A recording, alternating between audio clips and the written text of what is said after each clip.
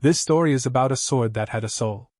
After hundreds of years of training numerous heroes and masters, it came to the end of its legend as the soul of this sword was transferred into a fatty prince's body. Now you might think that the soul, having been a legendary sword for centuries, would rule over the country it helped build. Sorry, but times change.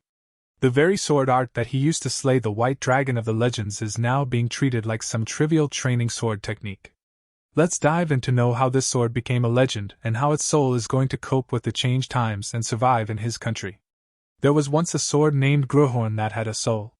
Over hundreds of long years, he met many masters and made them into heroes who would remain in history. And one fine day, he found his comrade, a boy born in a nameless rural village, Leon Burke. They traveled the world together, and achieved feats no one could fathom. With the might of Grohorn and the determination of his comrade, they slew the invincible white dragon of the Frost Mountains, which led Leon Burke to become the ruler of a kingdom. And Grohorn, along with the legend of the Dragon Slayer, was passed down to his comrade's descendants. Grohorn was preserved as an heirloom in the castle and was only passed down to worthy kings. No one else was permitted to even touch it. But now, as the sword rested in its comfy place, some insolent bastard lifted it like a log of wood and started screaming at everyone. Before the sword could register why its body was being shaken so dramatically, it felt the fatty's spit as he screamed at the top of his lungs. He was yelling something about being the master of this sword from now on. The guards tried to calm him down and begged him to place the sword back in its place. The sword then looked clearly at the person who dared to swing it like a piece of junk and wondered, "What? A prince? This pig?" The fatty screamed at the guards, saying there was nothing in this country he couldn't touch. The sword started panicking. "This can't be. This pig can't be my master." It quickly checked his authority, and indeed, he was a Leon Burke. This kind of potential in a descendant of the sword saint? The prince was babbling that he would not be ignored if he had this sword in his hands and begged the sword to lend its strength to him. "Are you crazy? Why would I lend power to a guy like you?" the sword felt. There was no stopping this meatball as he crazily swung the sword in every direction like a pig on steroids. As he aimed at the maids and the guards in his anger, he forgot that he had lost the ability to run long ago and tripped over his own leg. He fell face first onto the sword and ended up driving it through his own body. The guards rushed to get a royal physician. The sword was more than shocked that the scoundrel had stabbed himself. It was strange that the sword was losing its consciousness as it was wedged in the prince's body. That would make it the first time for it to lose consciousness in its sword life. To be honest, if Prince Adrian, aka the Fatty, succeeded to the throne, there would be no future for the kingdom. He inherited not a speck of royal talent, yet he ranked first in arrogance. He had no ability, but his greed topped the kingdom. He was a stupid, lazy, and cruel pig. That was the first prince, Adrian Leon Burke. That was definitely a killer blow, and he should be dead. But no, he was now sitting in his chair looking all gloomy. And the reason was that the soul in the sword had killed his comrade's descendant and stolen his body. A maid interrupted his gloominess and said His Highness was here to visit him. She requested him to change his attire and be ready for the welcome. He shot her an irritated glance and said no. The man didn't even visit him when he was dying. Why bother now, all of a sudden? But the maid spiraled, saying that the sharp-eared royal knights were nearby and asking him to mind his words. The man who glowered from behind the maid said in greeting, "I heard you came back from the dead, but it seems that temper of yours is exactly the same." But the chunk lord wondered who this old man was, as his memories had disappeared when he died, and the sword had no clue who was who. It became clear when the old man spoke again. "We still have the bond of master and student, yet you won't even pretend to know me now." Oh, so he's this pig's teacher, thought Grohorn. He said his memory was a mess. He felt like he might remember who the old-timer was, but then again maybe not. The old man blinked in surprise at his words. Is it possible that? Before he could conclude his thoughts, the guards announced the king's arrival. It's time to meet the father. When he first saw the king, he was surprised by his valor. He thought time had passed and the lion's blood had diluted into a dog's blood, but seeing the king, perhaps that was not the case. "Seeing as you do not even greet your father, it seems surviving an encounter with death does not change a person," said the king as he approached. The old man told the king that there was a chance His Highness had lost his memory. The royal physician was summoned immediately to examine the prince. He said he couldn't find any abnormalities whatsoever in His Highness' royal body. However, it was possible for such a temporary condition to be caused by mental shock.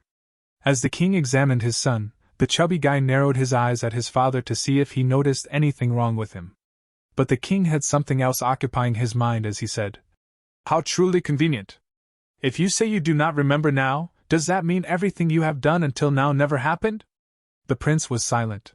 He would have replied if he knew what these people were even talking about. The king was upset about his son not even having a chance to redeem himself, as he didn't even remember what he had done his whole life. It was like there was no chance for him to take a step toward growth. The old man tried to calm the king down, and the fatty just stared at him with narrowed eyes. Although he didn't understand the reason behind his upset mood, he definitely knew he was being cursed. Forget being treated like a prince. It looked like he wouldn't even be treated like a human. What in the hell had this kid been doing?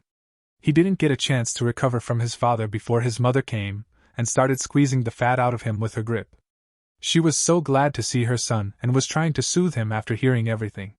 She almost squeezed him to death before attacking his cheeks and crying over them, saying that his beautiful face was wasted. Well, what can we say? A mother is a mother, no matter how the child is. That continued for a long, horrible while. He couldn't help but endure it, as he was the one who had killed her precious son. After she left him alone, the fatty fell into thought. It might have been unintentional, but he did kill his comrade's descendant, so he had to live well for the dead guy's share. Reincarnated as a sword, he had spent his whole life cleaning up after others. It was a fat boy with no talent, but it didn't matter. He just needed to build up power again. The first thing to be done was forging a mana heart. He got up from his chair and tried with all his might to forge the mana out of his body, but it disappeared seconds later. He tried once again, and again. And then he fell to the ground, cursing his thick meat. Just what the hell is up with this body? He banged his head. If only he had his original body, he could have fixed a constitution like this by forcefully forcing mana into it. Just then, the maid brought him a restorative medicine sent specially by his mother. She warned him that it might taste bitter, but it would be very good for his body. She looked composed on the outside but was just hoping he wouldn't throw everything at her like the last time. The fatty's concentration was only on the bowl of medicine, which had traces of mana in it. He grabbed it immediately, drank it whole, and ordered her to get out. He tried forging the mana heart again with this additional help. Fortunately, it was effective. But the amount was still insufficient, and it was small enough to scatter after just a day. He went out and called the maid back, asking if she had more of that medicine. A few days later, he had enough mana to create his mana heart. He had done this countless times. He could do it with his eyes closed. But his eyes were wide enough that they might pop out. He had done this countless times, but it was not him who had endured it before. Let's just say this was a new experience. Every inch of his body was throbbing with pain, starting from his heart. It felt like his insides were on fire. His chest felt like it was going to explode. But there was no other way to create a mana heart. He had to endure it. If he stopped now or lost consciousness, he'd suffer from mana backflow. He tried to seize the clump of mana that was trying to run wild. Slowly and steadily, without rushing, he followed the path from his heart, calmed himself down, and it was done.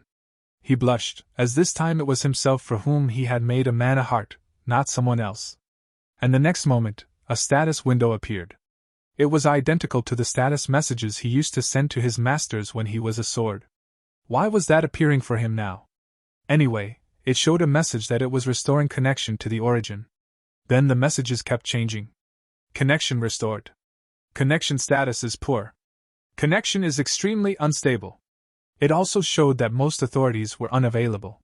The things available to him were judgment, to verify the potential of opponents at a lower or similar level to him. The next one was third eye, which helped him see better. And another was third ear, which helped him hear better. And it was to be noted that the availability of these was extremely limited. The fatty looked out the window and definitely saw a change in his sight. He was also able to hear what the maids were whispering outside his door. After a few seconds, his internal mana was fully depleted, so the authorities were forcibly terminated. So this is what extremely limited means. Detecting everything in all directions without a single blind spot, the absolute senses he possessed as a sword were gone now. For now, by squeezing out a rat's tail worth of magic power, he could only eavesdrop on sounds outside the door or see things a bit better. But there was hope for change once he expanded his mana. All that effort was too much for the fatty, and he was horribly hungry.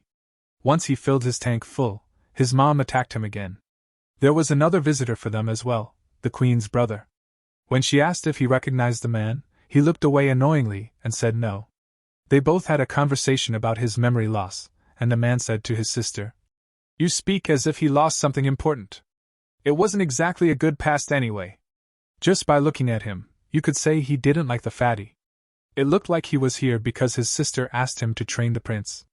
So he made it clear that all he could do was help him remove a bit of that flab and couldn't provide anything beyond that. He warned her to abandon any useless expectations. She gladly said that even that much was more than enough. The next day, his uncle kicked and thrashed him like he was dealing with an actual pig. He said that from now on, eating, drinking, breathing, everything, should be done on his command. If the fatty expected to be treated like a prince, he told him to give it up right now. He told him to try his best. Who knows? He might change his mind and teach him a shred of their family's swordsmanship. He was fuming with rage. He was speaking in such a way to the instructor who taught the undefeated knight, and the master of the founding king who built this country. But he couldn't say anything except listen to his uncle insult him again. "Seeing your fat tremble, you must be resentful." The fatty stood up and said he wanted to make a bet with his uncle. He challenged that within half a year, he would make his uncle acknowledge him. And if he failed, he said he'd do whatever his uncle said. But if he succeeded, his uncle must grant him a wish. His uncle agreed to it as he too wanted some entertainment. He knew he talked big when all he had was a big fat body. He decided to use mana and tried to concentrate on burning this fat first. But the instant he released mana from his body, his uncle looked at him with shock and halted him immediately. He asked if he had just created a mana heart. The fatty was smug about it and proudly said yes, and asked if his uncle regretted making the bet. But his uncle only grew more furious as he yelled at him for doing such a horrendous thing. First, he asked where on earth he had learned to do it. But his face was blank, and his uncle understood that he didn't even know what a blunder it was. He explained that a mana heart was a crude technique that only low-level mercenaries learned. His whole hundreds of years of life were shaken by that knowledge. It looked like the meta had been updated while he was chilling in his sword cabinet all those centuries. His uncle tried explaining, but then thought it was better to show him to make his dumbass brain understand. He created mana in the shape of a ring and sliced the mana heart that Adrian built so hard. His uncle explained that mana chains have the property of shattering the sword energy of a mana heart. Furthermore, they are much easier and more stable than a mana heart. Even the Eli family, who stubbornly stuck to mana hearts, fell into complete ruin 100 years ago. Now, no one tries to use a mana heart anymore. Later that day, Adrian tried reading about it all in his leisure and realized that times really had changed, and he was nothing but an outdated old-timer. Mana hearts were not the meta. Now mages use circles, and knights weave chains to gather mana.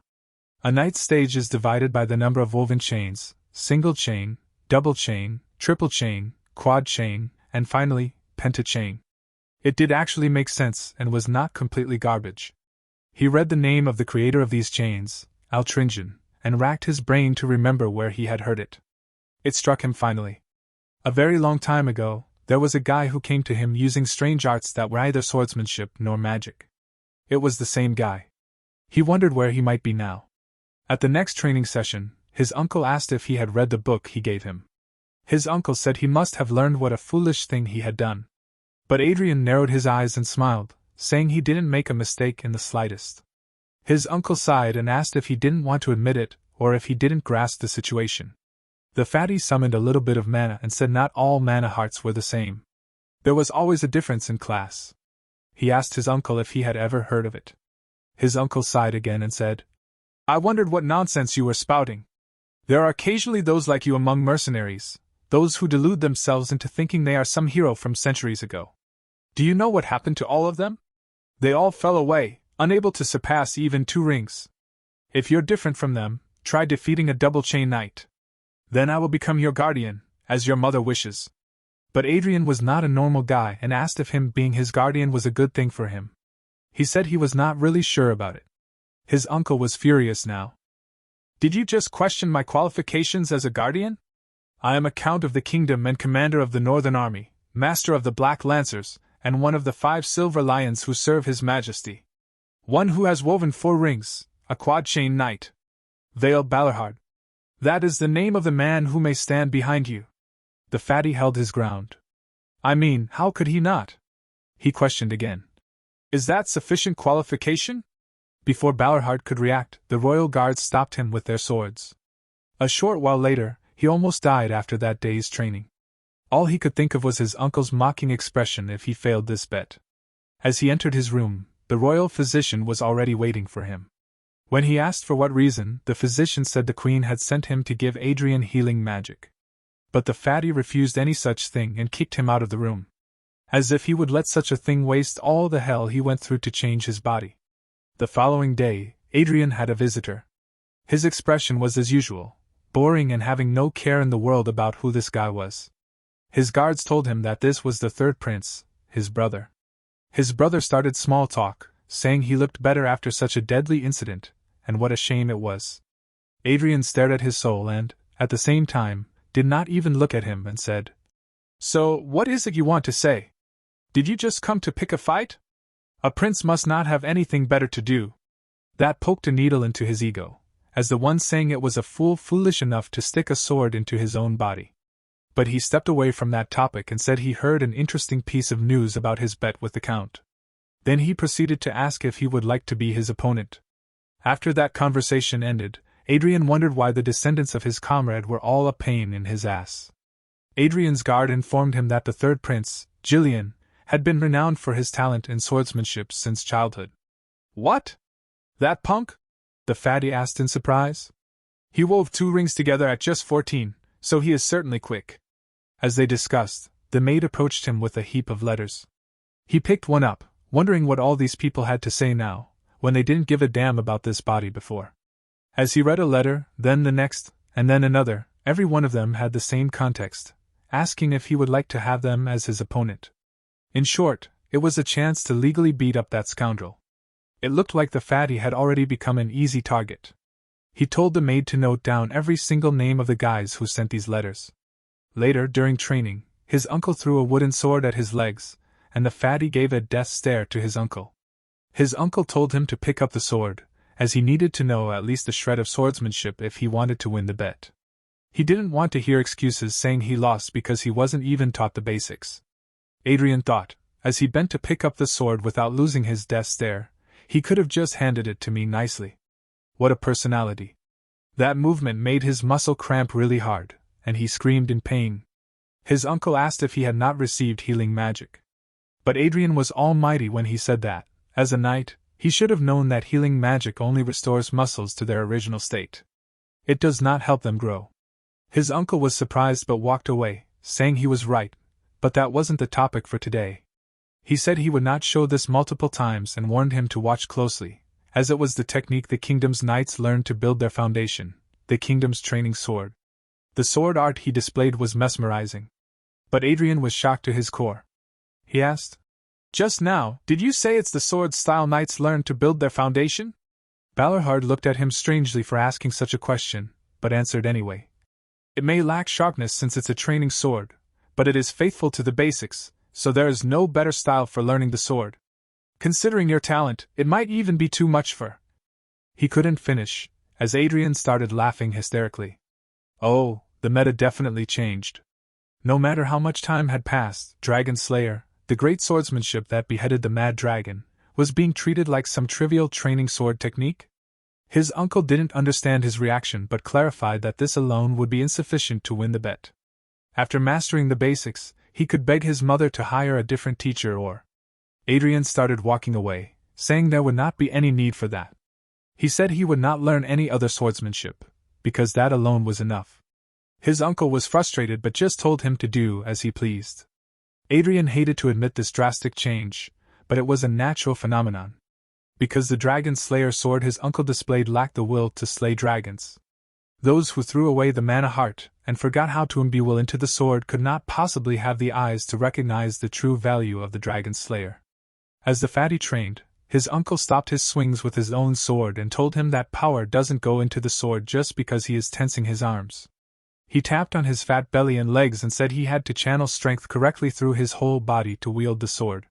Even though his current body was just weak and clumsy at mimicking even a fake Dragon Slayer style, he was determined to prove that the Dragon Slayer style wasn't some old junk to be thrown away like worn-out shoes. After a month of severe training, his status window popped up.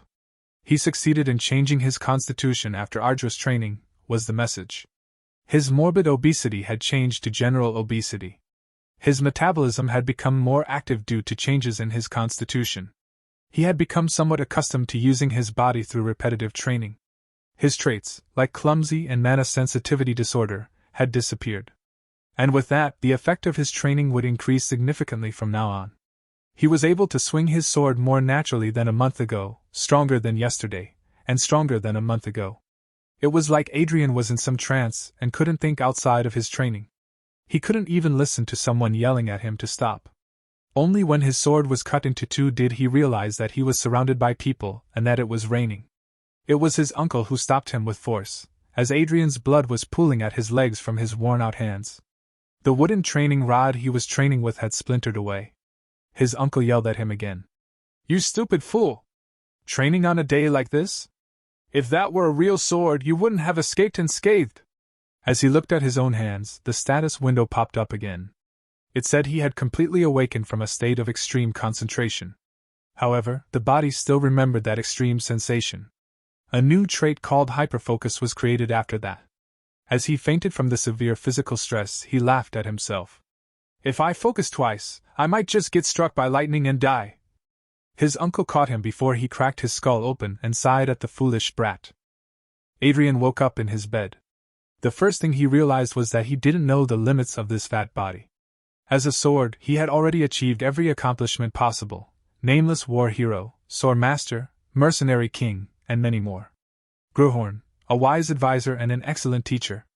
But an existence that was always merely a third party. That is why he swung the sword until he reached that state, intoxicated by the sensation of making all the sweat, effort, and fruits of labor entirely his own. At this rate, this weak body would break down in no time. So he needed to balance the mind and the body first. It had been over a month since he formed his mana heart. He had gathered quite a bit of mana since then, so he should be able to move on to the next stage soon. He sat up in his bed and tried to see the status of his mana, concentrating with closed eyes. After a while, the status window popped up, saying that through consistent effort, he had successfully gathered mana to a certain level. His body could now withstand a little more mana, and as a result, his mana heart expanded. He finally achieved it and tried to test it out. He took the sword that was beside his bed. As soon as he held it, the status window showed that he had reached the rank of sword learner, which would enable him to use the basic level of aura. During his next training session, Balorhard informed Adrian that the rumors about the bet were widespread within the kingdom. Thanks to that, even he had become very annoyed. So he suggested Adrian choose his opponent quickly. Adrian gave a sheepish smile and said he had already decided on his opponent. More importantly, it would be hard for him to face a double chain right away, so he asked if he could duel with some single chain guys first. His uncle said it was all up to him. So Adrian asked his guard if he had organized what he asked him earlier. He showed him the list of guys who sent him letters and asked if he intended to duel with them. Adrian said, what if he wanted to? The guard clarified that most of these people held a grudge against him, so they might try to harm him under the guise of a duel. Adrian said he already knew that, and that was the reason he wanted to do this. He turned to his uncle and said he must referee for him. As his uncle did not understand what he meant, he said he wasn't going to ask for anything grand, but just to stop anyone from dying during the duel. A few days later, it was the day of the first duel. The first opponent arrived at the prince's palace. His name was Taylor Talheim, the second son of an ordinary baron family. A few years ago, his father and brother suffered an indelible insult from the scoundrel prince. The family's honor fell to the ground, and his father and brother became the laughingstock of the nobles even to this day. Today, Taylor was here to make the scoundrel pay dearly for that incident. As they faced each other in the ring, Taylor started greeting him politely. But Adrian sighed and said, "Geez, why so formal for a practice match? It's not even a formal duel." He then started making fun of him by asking his guard, By the way, is he really a knight? He looks incredibly weak. Taylor ground his teeth. Just as the rumors say, this fatty is rude and arrogant. Before Taylor could act out of his resentment, Balorhard stopped him. He told him to retract his spirit despite his feelings, as the duel had not started yet. But Taylor forgot all about the duel once he glanced at his role model, Vale Balorhard. He bowed in sincerity and greeted him honorably. Adrian looked at this and sighed. Someone might think the uncle is the prince. Balorhard saw his expression and said he should have behaved himself better in the past if he didn't want all this negative attention. Adrian was annoyed. Geez, always bringing up the past at every turn. Balorhard commanded them both to take their positions, and the duel began. Taylor was riled up with rage and a lot of determination to take down the prince. But Adrian looked at him and smiled at his too many useless moves. He blocked Taylor's attack easily and landed an attack the next second. Taylor was taken aback a little by his mana heart but dodged his blow. He said in surprise, "A mana heart shouldn't be able to block a mana chain." Adrian didn't respond to that and only marveled at how little his opponent's attack felt to him. Suddenly, everyone's expression changed. Apparently, there was a sound from Taylor's sword. Balorhard suspected it to be sword resonance. Taylor didn't want to accept that and charged at Adrian again. They both clashed until they were sweating and out of breath. Adrian realized that the saying, "mana is incompatible with heart mana," was indeed true. He felt like mana backflow could happen at any time now. However, he looked at his opponent and suggested that he needed to cool his head a bit. That was just a way to buy some time, as Adrian tried to concentrate on his senses. Whether it was a demon sword or a holy sword, or countless other names, it was a part of his soul. So with that focus, his mana heart finally accepted a colossal will. The status window showed that a color was overlaid upon the colorless mana heart. The dormant will to slay dragons had awakened. The memory of the sword from its most recent activity, and the essence of the heart crafted to slay dragons. And finally, the dragon slayer heart had been activated. Forged for the sake of slaying dragons, this was the true power of the dragon-slaying sword. Taylor was awestruck by what was unfolding before him.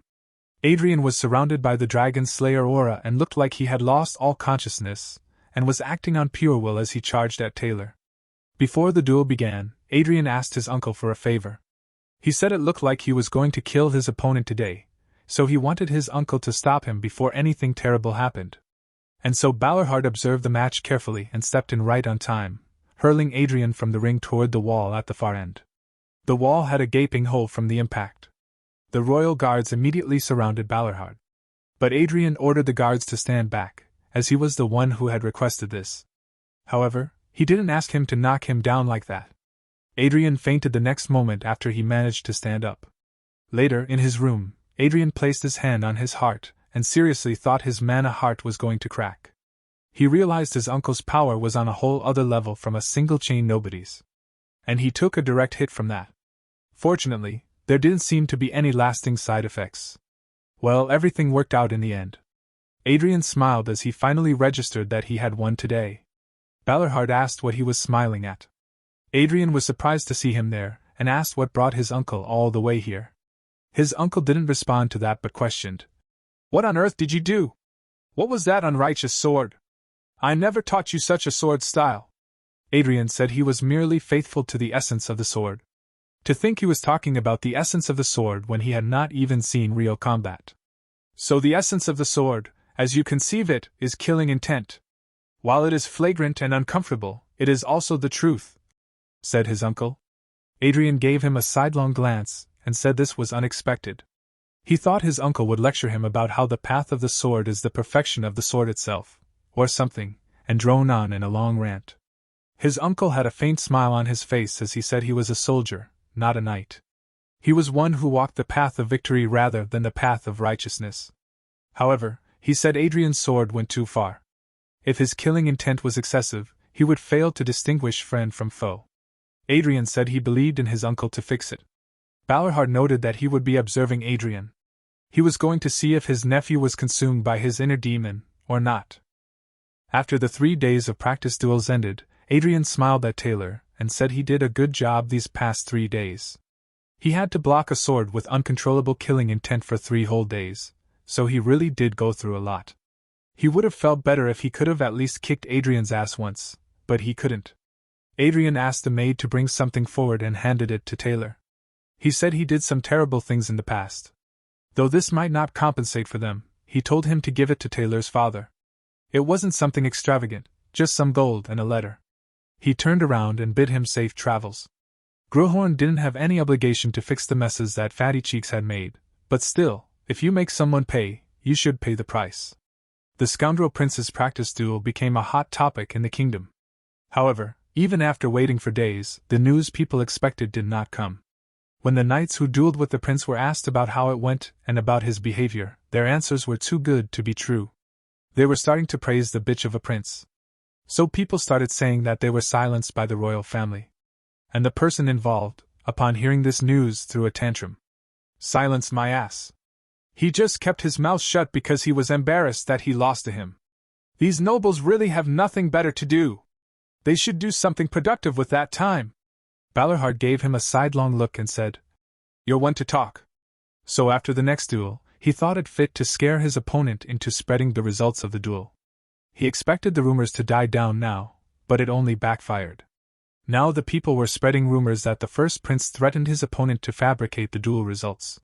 He was so furious that he had to completely forget the whole ordeal, or he might have exploded. Instead, he put all that rage into his training. He asked how many duel opponents were left now.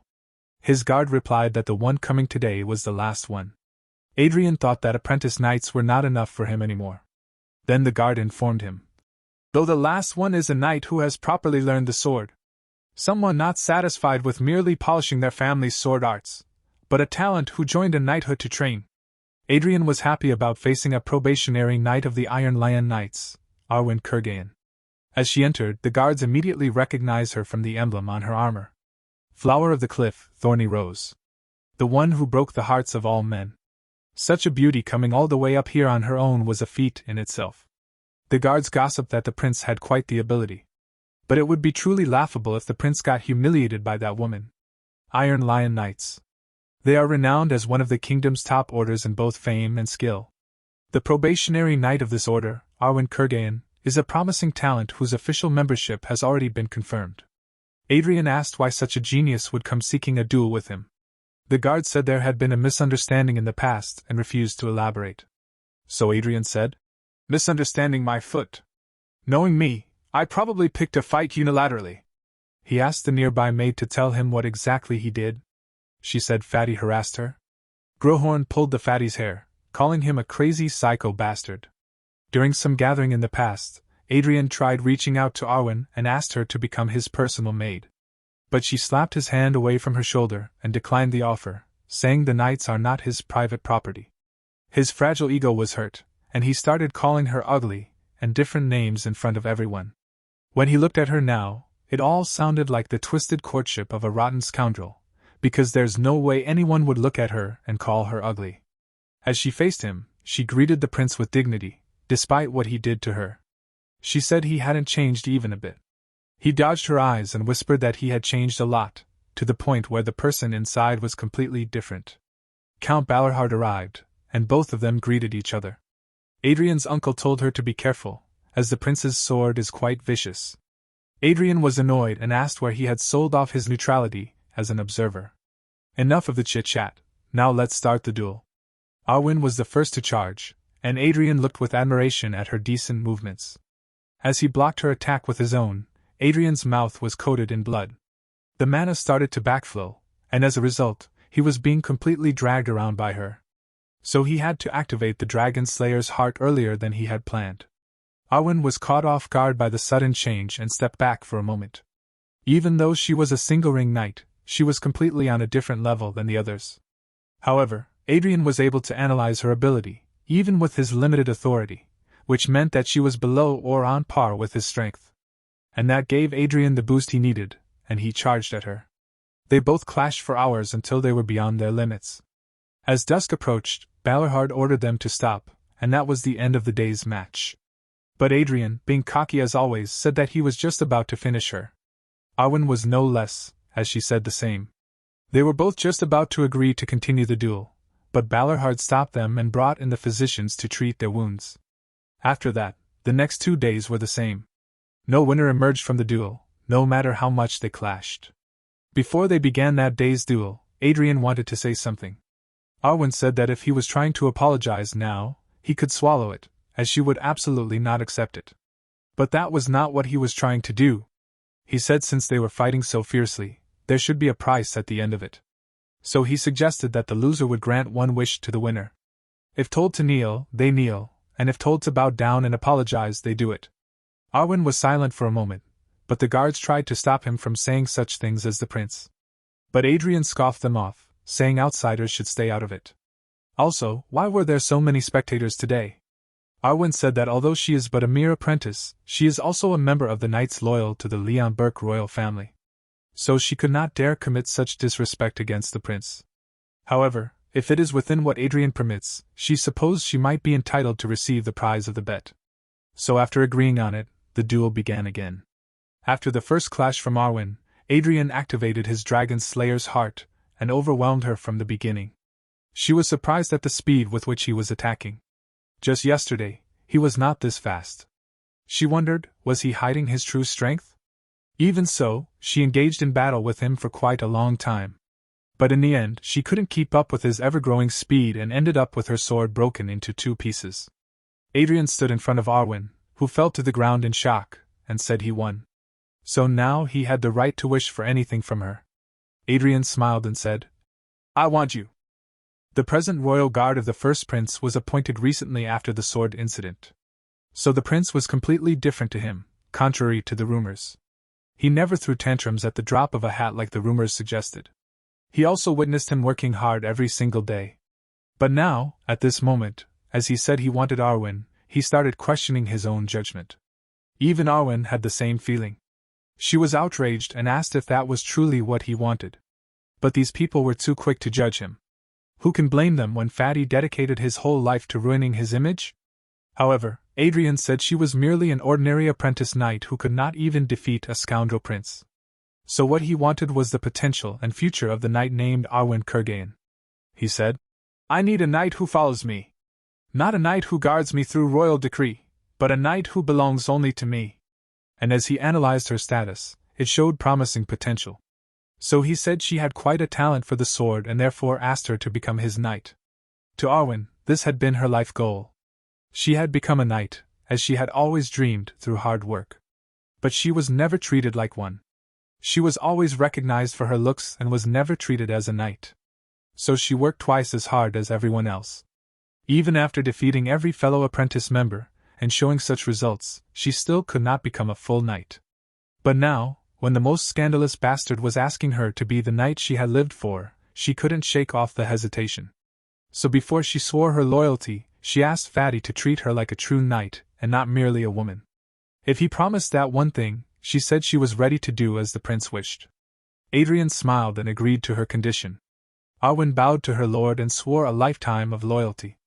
Adrian too fulfilled his duty as the heir of Leon Burke and appointed her as a knight right there with his sword. The thing with Fatty is that no matter what he does, people always imagine the worst of him. Now the rumors started spreading that Arwen and the chubby prince had some sort of relationship, and that's why she was appointed as a knight. Some said he lured her in with his scandalous bet. Even Adrian was frustrated at this Fatty, and pulled at his hair again, saying he is the worst scum on earth. The royal guard of the first prince lost his patience, and asked about the thing that had bothered him a lot since the duel with Arwen. The words he said about a knight by royal decree had been bothering him a lot. Adrian did not sugarcoat his words and answered truthfully that he meant what he said. He asked if a royal decree came right now telling him to go somewhere else, wouldn't he do that? He didn't wait for Carl's response, and said he could make his oath, if he wanted later. Carl asked what if he wanted to take an oath now, would Adrian accept it? He said he wouldn't because there was no fun in raising him. And then came the letter, which said that Adrian would be released from probation and was ordered to attend the upcoming royal banquet hosted by the royal family. He wondered if he had done something to be released from probation a month and a half earlier. No matter how much he thought about it, he couldn't understand his father's actions. When Carl asked if he was not happy with the probation being lifted, he said he didn't really care about it. Even if he left the palace, he had nowhere else to go and no one else to meet, since he didn't know anyone. The maid handed him another letter, which was an invitation to a social club for special young lords. He asked the maid if it was some kind of weird place. She at first hesitated to say what exactly it was, but told him that it was a place for gathering for booze and chasing women. He was so annoyed at this fatty's unethical habits, and yelled that he was too busy to attend shit like this. But then he saw the name of the person who sent this invitation, and changed his mind. It was Eli Bernardo. As he is the descendant of the Eli family, the one his uncle told him about, who held on to the mana circle for longer than anyone else. So he wanted to see and hope the family hadn't completely fallen from grace. After possessing the body of the scoundrel first prince and beginning training to lose weight, for months had already passed. It was time to restock his apparel with his newest measurements. The tailor seemed so excited when Adrian tried on the dress he made just for him, as per the instructions. And now, finally, the time had come to stop calling him fatty and be lost in his beauty. Who knew he had all this beauty lying underneath all that fat? Go to the gym, guys, go to the gym. This is our motivation. Adrian's measurements had decreased by more than half. Adrian was so impressed with his craftsmanship that he assigned the same tailor for his palace banquet outfit. The tailor was excited to start working on it immediately, but Adrian told him to wait a little longer, as his measurements were going to drop more. A few days after his probation was lifted, he was on his way to that blasted social club for special young lords. The whole ordeal of losing weight and training day and night was not as exhausting as being a prince. It really consumes one's soul. As he was bored during the journey, he noticed his maid in the carriage, who traveled along with him. He saw the scar on her neck and asked what had happened. She was scared to remind him that it was his own doing. When he was flinging Gruhorn like it was some lollipop, she had to bear the consequences. He was so annoyed. How is it that the more I dig into this body's past, the more horror stories I find? Coming to think of it, although this maid was always around him, he didn't even know her name. So he finally took the opportunity to learn it. She was Adelia Byron. It was definitely a familiar name. It is a family that barely has its name listed on the noble registry. To think he would hear that name again in a place like this. In the distant past, when not even cities existed, let alone kingdoms, among the various races of the continent, it was an era where weak humans were naturally robbed and killed. There were those who put an end to the history of that miserable species. At the end of the Great War, the saviors who finally allowed humans to rise as the dominant species of the continent were granted the epithet of the Five Electors. One of those 5 heroes, the one who beheaded Ida, the king of the giants, and ended the long era of exploitation, was the iron-blooded sword Marquis, Agnes Byron. She was very lively and had a very, very dirty mouth. She never spoke a single sentence without adding a curse to it. Just thinking about it dirted Adrian's ears. Anyway, a descendant of Byron, what happened to make them turn out like this? Before he could continue his conversation, they had already arrived at the destination. He got down from the carriage and said to Adelia that they would continue the conversation later. He turned around to walk inside and was stopped by Bernardo, greeting him on one knee. Adrian simply gave him a bored look and thought, how could he be the descendant of the Eli family, and look just like a punk? For some reason, Adrian smiled as if he had realized something. Bernardo asked what was the matter, but Adrian squeezed his shoulder and said that this day was going to be entertaining before he walked in. As all the noble brats gathered in one room, they were immersed in booze and talking atrocious things about the girls. Bernardo was surprised to see the prince intact. Usually, he would have been drunk by now and would have been flirting around more than anyone. He also felt the change in his aura. Another guy, who was almost drunk, spoke lowly about Arwen and said Adrian really plucked a flower of the Iron Lion. Another chimed in, saying he had his eyes on her for a long time but was too late now. The first guy spoke again, saying she looked so beautiful in the armor, and wondered how her skin would feel underneath it. Adrian was calm as death when he asked the guy if he had siblings. He scoffed and asked how he could forget that he had a little brother. Adrian said that was a relief and punched him across the face. As everyone was startled, Adrian said that it was a relief that his family line wouldn't end here today and kicked him in the nuts. His scream echoed through the whole building. He punched him again and again until his face was filled with bruises. The guy asked what His Highness was doing to him. Adrian said that he could tolerate them thinking of him as a scoundrel, but he would never tolerate them treating him as one.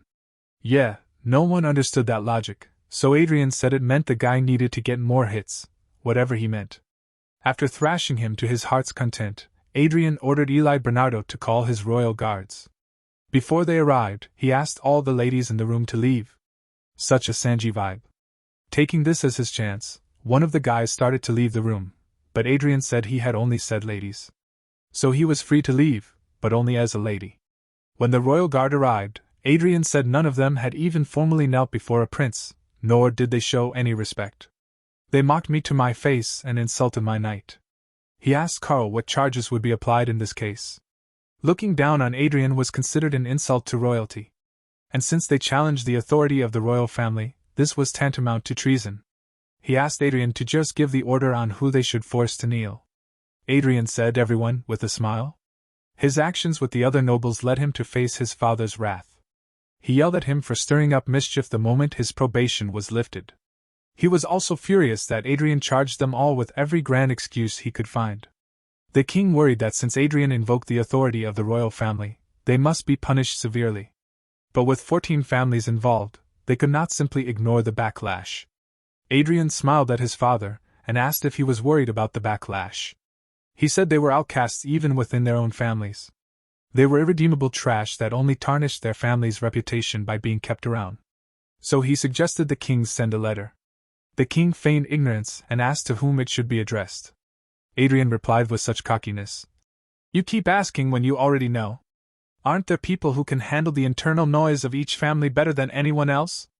The brothers and sisters of those arrested scoundrels. Am I wrong? The king was done with his arrogance, and simply told him to leave. His arrogance had no limits as he smirked while leaving. See? Got nothing to say, right?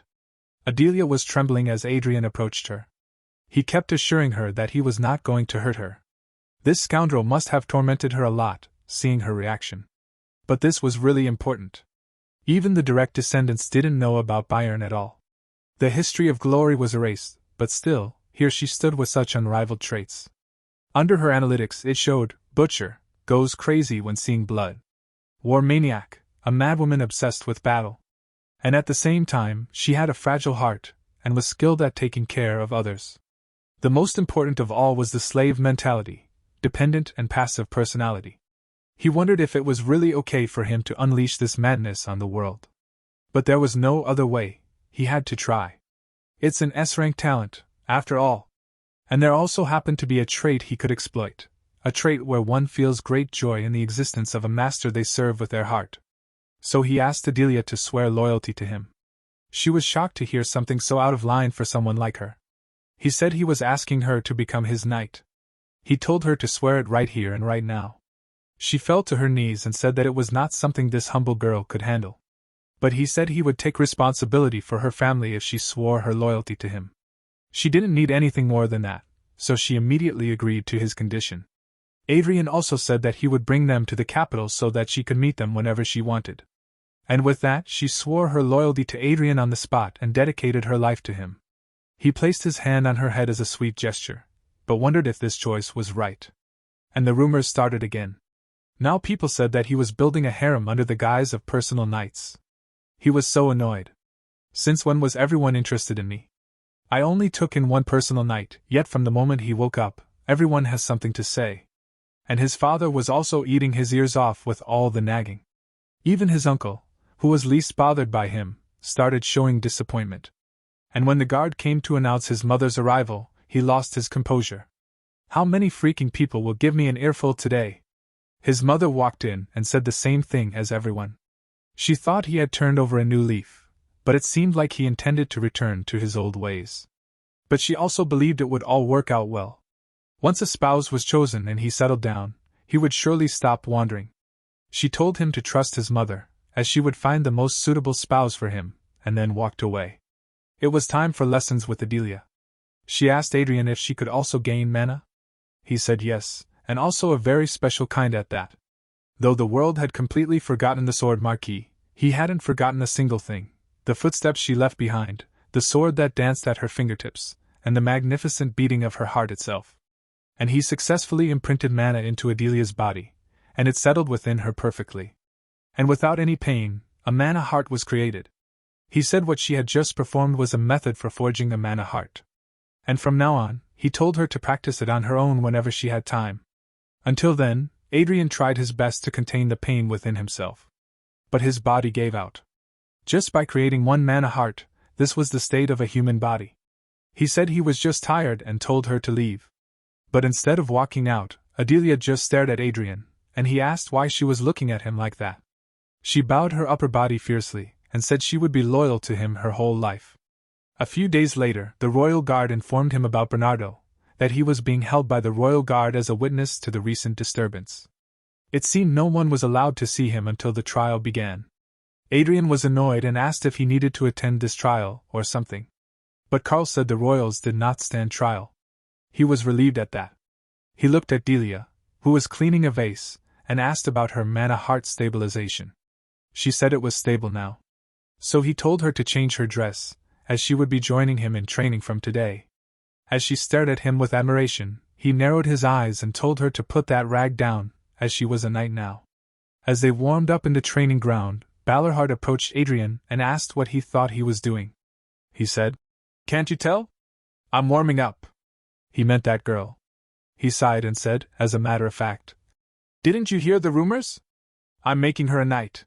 His uncle asked if the title of a knight was so trivial to him. Considering the current situation, he asked how the prince could be so reckless. "Ugh! Not again." He was enraged as he said, "Since when did you become such a busybody?" And asked why he was here every day if he hated what Adrian did. By then, Adelia was done with her 10 laps of jogging and came to a halt near them. She was tense at the situation and started apologizing. Adrian told her not to mind useless things and gave her a sword. He said he would teach her the basic stance today. He showed it to her once, and when she tried, Ballarhard and Adrian gaped at her. She was flustered and asked if she was that bad. But it was the opposite. It was so good that Ballarhard, who had been so against the idea of making her a knight just until now, started to plot how to take her from Adrian. And Adrian was terrified that at this rate she might just surpass him in no time. And given the past of this stupid body, he feared for his life. He then looked at his uncle's cunning face and jabbed him in the stomach with his elbow. "What do you think you are doing? Don't you dare covet her." But his uncle said what could Adrian possibly offer that girl? He was just a novice who had only held a sword for a few months. So he said Adrian couldn't handle her. If it were the scoundrel, he would have trembled and backed down immediately. But he was not fatty anymore. And he said, "If I can't handle her, then no one can. For I have drunk the blood of the giant king, the mad dragon, and countless others." Something in him went wild. Even the status windows showed that a portion of Grohorn's soul manifested in response to the user's will. And with that terrifying aura he said, "She is mine! Do not look at her, and do not covet her. I truly hate it when someone takes what is mine," said the ancient being. Once he was out of that trance, Adrian felt like he was losing his sense of reality. He was unable to feel vitality or life, filled with a sensation of cold and darkness. Is this an omen? At this rate, this weak body will be consumed by the soul of Grohorn. But Adrian fought back against the ancient being's soul and broke through the spell, regaining himself. His uncle was saying, "A single ordinary knight can save the lives of 10 soldiers. A single outstanding knight can save the lives of 100 soldiers. But that child might be able to save 1,000, or even more soldiers." Adrian wondered if it was conviction, for the commander of the northern frontier's great cause. No matter how great the cause was, Adrian refused to succumb to his words. Before Ballarhard tried to say something, Adelia came forward and apologized to him. She said her blood and heart already belonged to His Highness, so she couldn't follow his words. Adrian was glad that he had dragged his soul out. The slave mentality of Adelia was bound to submit to a being of higher rank. He smirked as he spoke to his uncle. "And uncle, do you not have anything left to teach me now? The goal from the start was just to help me lose weight. If you wish to keep visiting my palace, do not interfere with my affairs from now on." His uncle bit his lip in anger but only said that he understood and left. Even after that day, his uncle continued to visit the palace without fail, to watch over Adelia, even though he couldn't do anything since nagging and interference were forbidden. And it was quite entertaining for Adrian to watch his arrogant uncle squirm like that. As Adelia trained, there was a shift in her stance, and both men turned toward her in surprise. She had already mastered her sword resonance. Adrian clapped at her and said she was doing a good job, but sighed internally. At this rate, she would overtake him soon. His uncle walked toward Adrian and asked if he had also taught her the mana heart. Adrian gave him a side glance. Yeah. So what? His uncle tried to bite down his anger but failed. Was it not enough for you alone to learn such a cheap trick? But Adrian was not playful today. He turned away from his uncle and told him to get out. His uncle said there was a much better path. There was potential he could not even imagine. But he ruined it all. Adrian didn't respond and told Carl to escort his uncle out. Ballerhard said he would leave on his own and turned away. Adelia asked if what she learned was really a cheap trick. Adrian was pissed and said it absolutely was not. Then she asked what made the Count so angry. Because he doesn't know. The people of this era have completely forgotten what a real mana heart is like. If they hadn't forgotten, they wouldn't have discarded it like a pair of old shoes. He said she too would find out soon, the true power of the mana heart. Now you would think the chapter of Ballerhard ended here. No. He came back again the next day, as usual. Adrian put his sword down as he saw his uncle and said, "You acted like you would never come back." Ballerhard didn't care about all that and asked him to prove it. He said he would only use a single ring, and if Adrian could push him back even half a step, he would acknowledge him. And if Adrian won, his uncle said he would grant him a wish of his choice. If he asked his uncle to pass down the family's secret technique, he would do so. Adrian said that's not what he wanted and charged at his uncle already. His uncle dodged his strike with a slight movement and said, "Aiming for the neck right from the start. Still as venomous a sword as ever." He gave it all his might and attacked his uncle multiple times. But he couldn't even make him sweat. As Adrian stopped to catch his breath, his uncle asked if that was all he had. Adrian didn't say it out loud, but he knew what needed to be admitted. His uncle was strong. Such an uncle was waiting for him to draw out his mana, to give him a taste of an even more miserable defeat. With a mana heart of just this level, it was certain he would lose as his uncle intended. He must have been tired because Adrian started talking some bullshit about mana hearts and mana chains. His uncle asked what the hell he was trying to say, and Adrian asked if he knew the martial spirit him. "This is a place to cross swords, not a place to discuss such ear-tickling things," said his uncle. Adrian smiled, as he had already expected him to discard it, just like the mana heart. His uncle dismissed him, saying he talked too much, and asked if he was trying to gain more time to catch his breath. And then started Adrian's hymn. He held his sword straight in front of him. Closing his eyes, he recollected the spirit that achieved 100 victories from long, long ago. And now those achievements, engraved in his heart, had become the martial spirit hymn. As he attacked his uncle with such power, the status windows showed that the martial spirit hymn had been created. And this was also the result of the small achievements he gathered in the past 6 months of his human form. His uncle saw all his tactics and said that no matter what he does, the result will be the same. As long as he possesses a mana heart, he cannot defeat the mana chain. That is indeed true. The mana rings caused the mana to backflow through the mana heart. After his next attack, his uncle admitted that he is quite good at stubbornly enduring. However, to obtain this hymn, Adrian sparred over 100 times and withstood the mana of the rings over 1,000 times, a power forged to deal with Knights of the Ring. So he thought he could at least withstand it a little with this level of practice. As Adrian continuously clashed with his uncle, the one thing he could admit was that Adrian had lasted this long. And once he was exhausted, Adrian backed away. Now it was his uncle's turn to attack, and with a single strike using one ring, everything around Adrian blasted away, and he fell to the ground with many injuries. Ballerhard said he will stop playing around now, as Adrian enduring until now is commendable enough. Adrian was a bit disappointed, but it was expected. A normal grade martial spirit hymn is insufficient. Adrian lifted himself up with his sword and again started spouting about the ancient past. He complained about how time must have turned every hero and legendary monster into some fairy tale, and at last discarded them as some bullshit by this era. He said some paltry techniques like mana chains will not help people reach true transcendence. His uncle asked if he had been drinking in the day, as he couldn't understand a single word he had been saying for a while now. And once again, he was being consumed by the Grohorn's insurmountable spirit, as he said, "Vale Ballerhard, you arrogant and foolish knight. You all need to know just how great a thing you have lost. If you do not know, I shall teach you." For a moment, the status window showed that he was singing the hymn of true dragon slaying. But the next second, it showed that his current abilities cannot handle the grade of the hymn. And bit by bit, the hymn started retracting. But before he lost whatever hymn was left, Adrian charged towards his uncle. His uncle saw it before it came and knew that he would be consumed if this goes on, and forged all the rings he mastered into place to stop Adrian's attack. And yet the whole area exploded with the impact, and Adrian flew back with it. After a few moments he propped himself up on his arms and asked his uncle, "Didn't you say you would use only one ring? Yet after using all 4 rings you possessed, you failed to prevent your sword from being severed. And just like that, Count Vale Balerhard has lost." Adrian was asleep on his bed when he woke up with a pain that shot from his heart. It was unbearable as the spirit of Grohorn was running rampant. So this is the price for forcefully drawing out the power of the martial spirit him.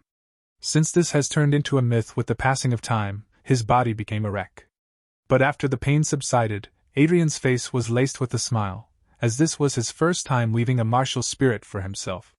The status window showed that his grade had also risen slightly. He smirked at that, because now this was a good chance to spar with his brother, the third prince. Adelia came into his room to check on him, but seeing him awake made her tear up. She screamed in happiness, and told him what had happened after the duel. Adrian didn't have much time to celebrate his victory, as he fainted on the spot. It was all so bad that the queen had never been seen so angry before. Adrian reveled in that, as he thought it served them right for nagging him so much. She also said that Count Balerhard told her to let him know as soon as Adrian regained consciousness. But Adrian commanded her not to do that yet, as he wanted to rest a bit more. If he doesn't recover his spirit properly, he would have to pay a terrible price.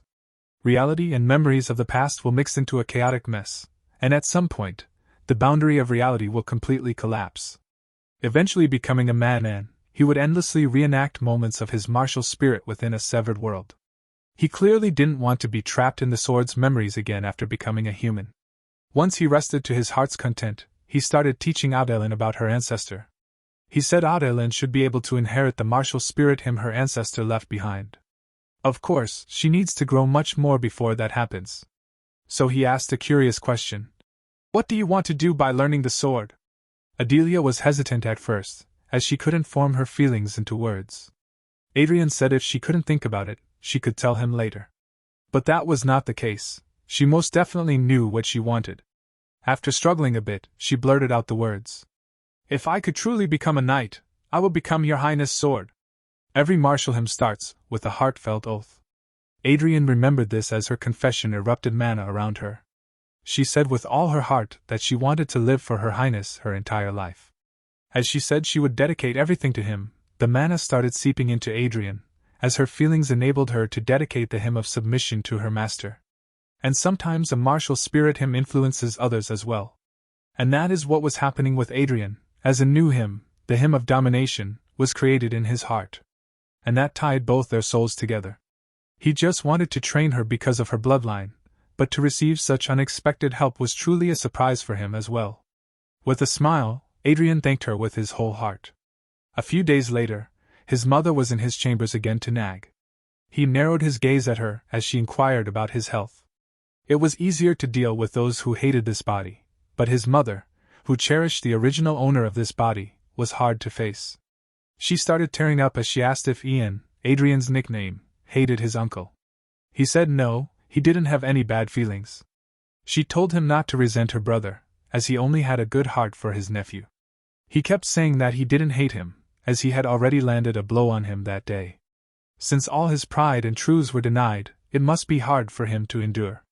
And also, Adrian planted an inner demon in him. If he has the ability, he will leap forward.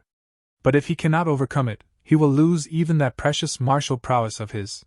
His mother didn't care when he said he didn't hate his uncle and continued telling him how he had even helped him earlier, and that he was the reason Adrian's probation was lifted earlier than scheduled. But when trouble arose just after his probation, his uncle was in quite a difficult place. Adrian wondered if that was the reason he acted so disapproving.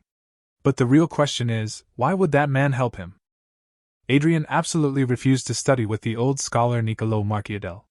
He even threw tantrums like a kid and asked why the hell there was a need to study. The scholar said that if one doesn't learn, what difference is there between a human and a beast? Adrian screamed at him, asking if he had just called him a beast. The scholar said that he hadn't started studying yet, so he couldn't call him that now. I haven't even started! Don't play word games with me. Despite how I look, I already know everything I need to know. I'm telling you, there's no need for me to learn anything more, yelled Adrian again. The scholar proposed a condition. If you insist so much, then let us do this. You will discuss a few topics with me. If your skills are truly as you claim, I will no longer visit you. Adrian fell for the trick and agreed. As the lesson began, Adrian proved to be more intelligent than he looked, as he had claimed earlier. He gave the right answers, like a true ruler, for every question. The scholar gave him a book which might interest him. And they continued their discussion until the end of the day, and the scholar left, saying they would meet again. Adrian was so engrossed in all the learning that he forgot what he had claimed earlier. The old man was really sly. And the old man came to the conclusion that the first prince is quite different from what the rumors suggest. The days went on like this. He was so bored in his room since he was not training now. He still had to recover from his wounds. And then the golden words came. Balerhard was there to see him, and Adrian got excited as he finally had a guest, a refreshment in his now boring life. Before he saw his uncle, he wondered if he had succumbed to his inner demon, or if he had leaped forward. But the first words upon his arrival gave away the answer. He didn't recover from his inner demon. Balerhard apologized to Adrian, as he was the reason he was so severely injured. Looking at his uncle like that and remembering his mother's words, Adrian started feeling bad for him. Balerhard told Adrian to ask away his wish. He said he would offer his arm, or eye, or anything he wished for. Adrian looked annoyed at him, and said what was he to do with all that junk? He thought for a while and stated his first wish. He said he wanted to go out on an outing. Balerhard said since Adrian was already out of his probation, he was free to go anywhere. Adrian clarified that it was not a one-day trip like that. He wanted to go somewhere far away, if possible, outside the capital. Balerhard said it would take him some time to arrange the schedule with the upcoming banquet, and going too far would be impossible. He said that was fine, and his uncle left to make the arrangements. After he left, Adrian turned back and caught Karl staring at him weirdly and asked why. The guard said it was a bit unexpected. He thought the prince was going to demand something much more unreasonable. Since the count broke his promise, it was a rare opportunity to take advantage of in many ways.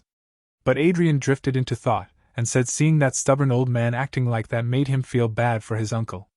Karl started laughing, and Adrian yelled at him that he was becoming way too comfortable these days. Adelia came to him again with another piece of good news. She gave him a letter which he had been waiting for a long time. It was from Arwen Kurgain. I have recently achieved a small accomplishment. It seems I will be able to visit you soon.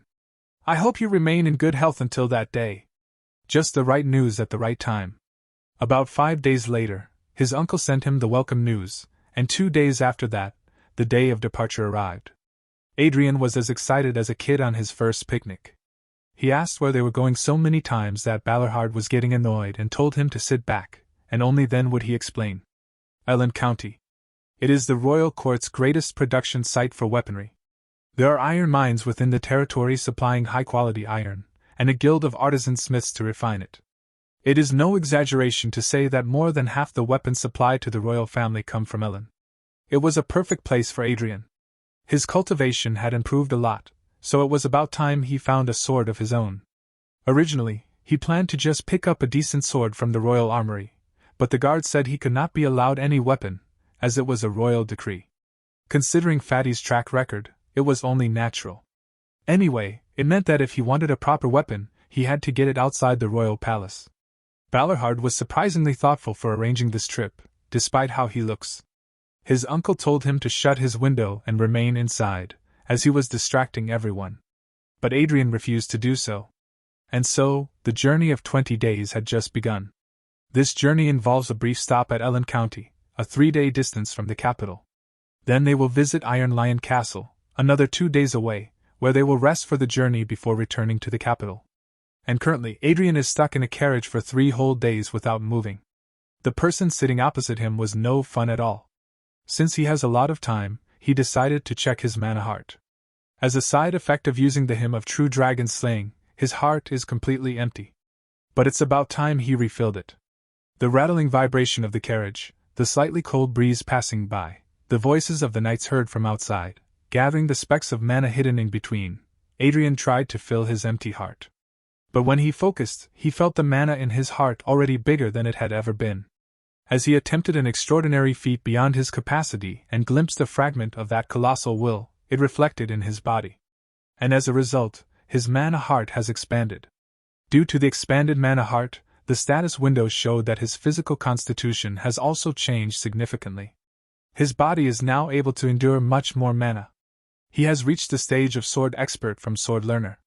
The connection to the origin has improved somewhat. Some of the restrictions on his recovered authorities have been lifted.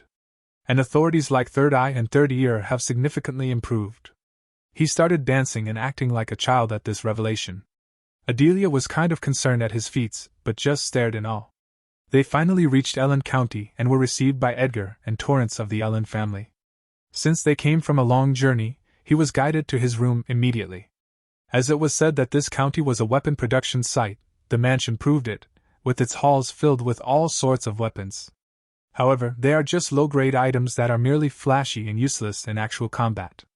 Looking at this, it seems difficult to find the item he's looking for here. He asked Edgar if the Blacksmiths Guild was located within the territory.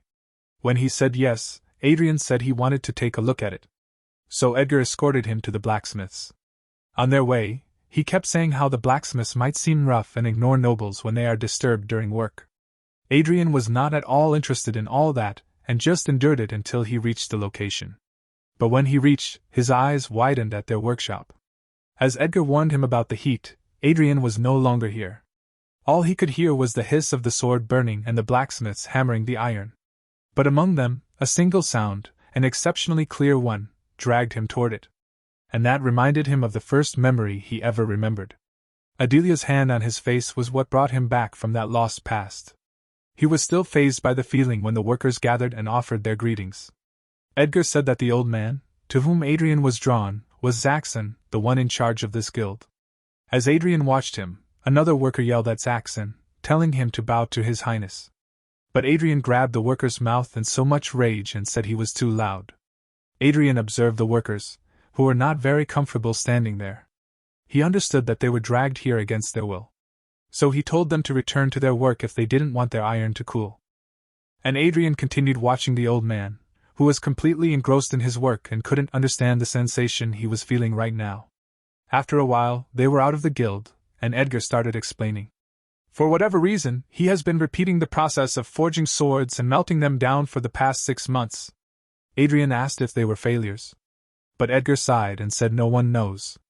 Every sword he makes is said to be a masterpiece, so he is called the Master Smith of Swords. Even the swords he has made so far seemed completely flawless. It is truly a mystery why he melted them all down. Furthermore, for the past month, he has barely slept and has been clinging only to his work. Since he is not a young man, their worry is not insignificant. Several days had passed since then. The prince visited the forge every morning and left late at night. During that time, the old man simply continued his daily work, and the prince merely watched him in silence. Contrary to the tension caused by the rumor that the first prince was coming, it was almost surprising that there were no incidents at all. And finally, the day the prince was to depart had arrived. As he left the guild that day, he was filled with regret that he couldn't see the sword completed during his stay. Since there was a farewell party for the prince, and their departure early in the morning, he left the guild early. Perhaps because of the prince's regret, Edgar hoped the prince would see the sword completed by the master smith, even for a moment. And finally, that evening, Edgar came running to announce that the master smith had completed the sword. True to his swords, the master smith finally came out of the guild and went all the way to the palace with the sword he made. Upon seeing Adrian, he knelt before him and offered the sword. He said he dedicated this sword to His Highness. As he took the sword, the old master smith recited a song of the smiths. Heat it like the sun rising on the horizon, and cool it until its hue matches the king's crimson robes. If you do so, a sword like the sun and a king shall be born. Adrian asked if the sword has a name. The master smith asked, How about calling it Twilight? Adrian asked if it was the twilight of the dawn, or the twilight of the dusk. For the old man, it was dusk, but for the prince, he said it must be the dawn. Adrian laughed wholeheartedly and said the old man was surprisingly eloquent for a blacksmith. Before he could reply, the old man started fainting. All these days of relentless work have drained him completely. Adrian told his guard that they would be spending the night there, and took the old man to their camp for treatment. Once he gained consciousness that night, he spoke to Adrian. "The moment your highness stood behind me that day, the sword took shape as if by destiny. The sword itself decided the day it would be born." Adrian smiled and asked if that's what he thought. And then he proceeded to lean in, and told him something so alarming that the old man's exhaustion vanished for a minute with shock. For whatever reason he whispered, Adrian said he understood this fellow's heart. The old man sighed with a mixture of relief and happiness, and asked Adrian to hand him the sword once. As he did, the old man mustered all his remaining energy and said, "May this sword become as great as you are." Adrian clasped his hand over the sword and assured him that it certainly would. And with that, the old man went back to sleep. During his departure, Edgar brought another sword with him, and tried to trade it for the one the master gave Adrian. What he offered was a magic sword, which was a good middle grade, if not the high grade Adrian had already received. Adrian accepted it with a smile, and when Edgar tried to take the other sword, he simply acted as if they were offering him another gift and appreciated them. Edgar 0. Prince 1. He tried to use the flashy magic sword as bait to get the master smith's sword back, but ended up losing a perfectly good sword for nothing. Balorhart said the carriages and infantry would follow slowly behind. The cavalry would ride ahead at maximum speed. As they were behind schedule, he ordered them to hurry and keep up. Adrian stared at his uncle and said he was busy. Come to think of it, he didn't see his uncle once during the whole stay. Balorhart said that the king gave him another assignment, so he was busy with that. The prince's excursion wasn't free after all. His uncle told him to get ready to start their ride. But Adrian was a bit hesitant, yet knew better than to lie, and said he didn't know how to ride a horse. Don't judge the boy, people. After all, how can a sword learn to ride a horse? After reeling from such shock, they all had to hurry to keep up the pace and started their journey. Well, the road to Iron Lion Castle wasn't exactly easy. There were a few twists and turns along the way, but even if it wasn't the half-day they initially planned, they managed to reach their destination in about a full day. Upon their arrival, it looked like a whole legion had come to welcome them. And ahead of all of them was York of the Walloden family. Even Adrian felt it was all too much. But the journey didn't tire him enough, so he plotted to stir things up a bit for more entertainment. He ignored all those knights and called Arwen, which instantly earned him the reaction he was so eager to watch. But it was not all entertainment, as that hostility provoked Adelia. He noticed the change in her, and calmed her down with a hand on her shoulder. Thank God he trained her earlier, or else they would have been sent back without setting foot in the castle. He told Arwen to follow him and hoped for the guys behind her to follow as well. Oh, they most certainly did. He was so excited to spar that he didn't even think about resting a bit before he changed into his training attire and waited for the first volunteer to show him the sword of the Iron Lions.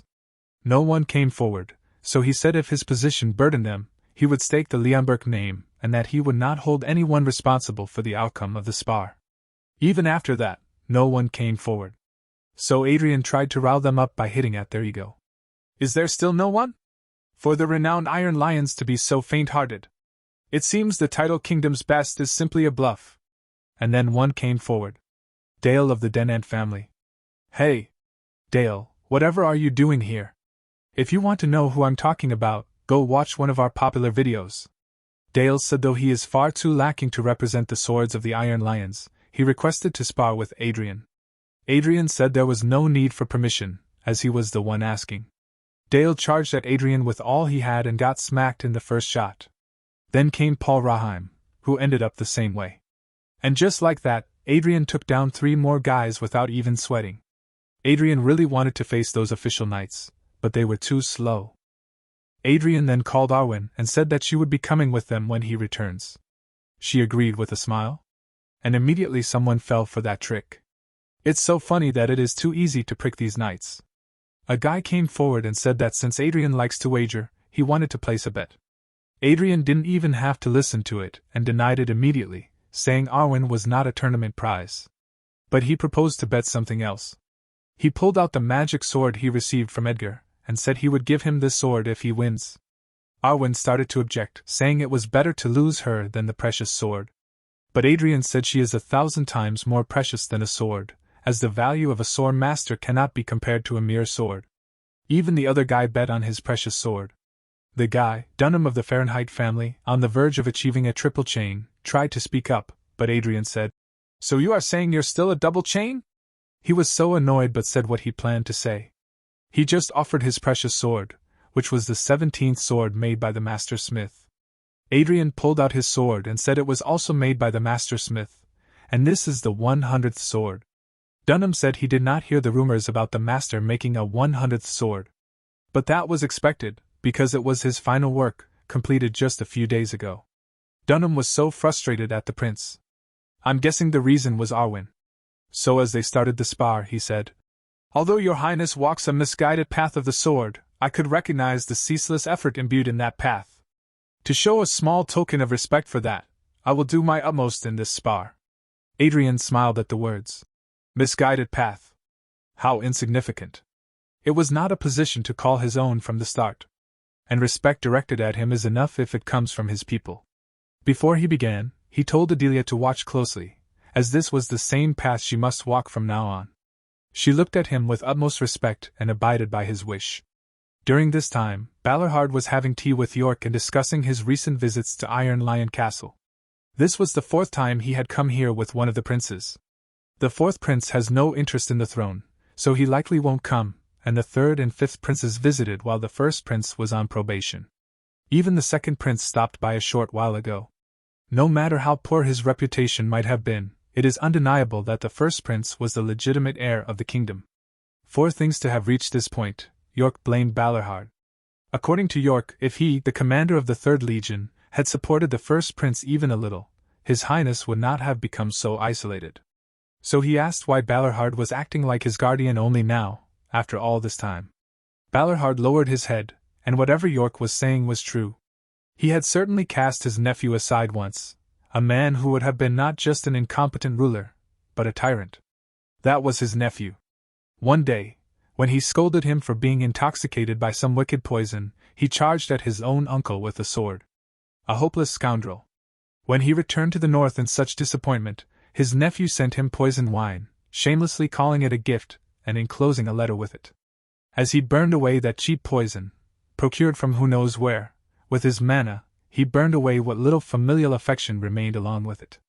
However, that scoundrel, whom he thought would never change, has become different. He endures grueling training and is growing stronger by the day. York yelled at him again. "Didn't you say so yourself that the 1st prince must never become king?" "Yes, he did.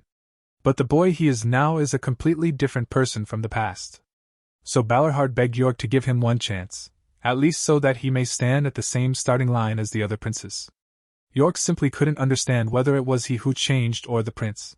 He told Balerhard to raise his head first, as a man known as the Silver Lion doesn't look good in that position. Their conversation came to a halt there as a guard rushed into their room to say something about the prince. As they headed out, York told Balerhard not to worry, as Dunham knows his limits, and will not do anything rash with the prince. But Balerhard replied that he was worrying about the wrong person. York looked at him questioningly but understood what he meant as they reached the training grounds. Dunham was thrown aback at their feet, all injured, just as they arrived. The crowd erupted in praise as Adrian won again. He smiled at his victory and asked who was next. But he remembered one thing that his uncle used to say, that a night truly begins at 2 rings. Those words were no exaggeration. Since he couldn't bring out the hymn of dragons slaying against a regular night, his body went into hyperfocus. His body didn't feel like his own. It was the same sensation from back then. And he struck Dunham with that power, which ended with him being thrown aback and defeated. He fought like that until sunset and defeated every night, which resulted in adding a new verse to his body called the Hymn of Sparring. And that hymn kept growing from extraordinary grade to the Hymn of Dueling. As he fell to his knees from exhaustion, a nearby knight came to catch him. He was a little annoyed but more surprised than that at all these knights' enthusiasm for his victory. Looking at his expression, his uncle smiled and said, "You must have thought you would incur their resentment. But a fair defeat is more valuable than a foul victory. When both sides have fought their hardest, does mere victory or defeat matter?" Everyone was having the best time and laughed that Dunham might be the only one with a bit of resentment. But they said it would be refreshing to see him lose his sword, as he had been bragging about it for quite a while. Adrian thought everything he knew had been forgotten and abandoned along with the mana heart.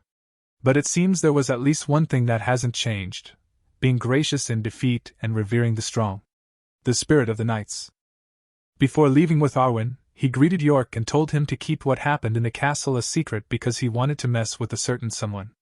After a day's journey, they stopped in an open space to camp for the night. Carl took permission from Adrian and went to scout the surroundings for a while. He looked at the hesitating Arwen and believed that she would adapt soon, then went to his tent to get some rest. But Adelia was already there, and she had just finished cleaning every nook and corner of his tent. She was supposed to be a genius with S-rank aptitude, yet she was still doing things only a maid would do.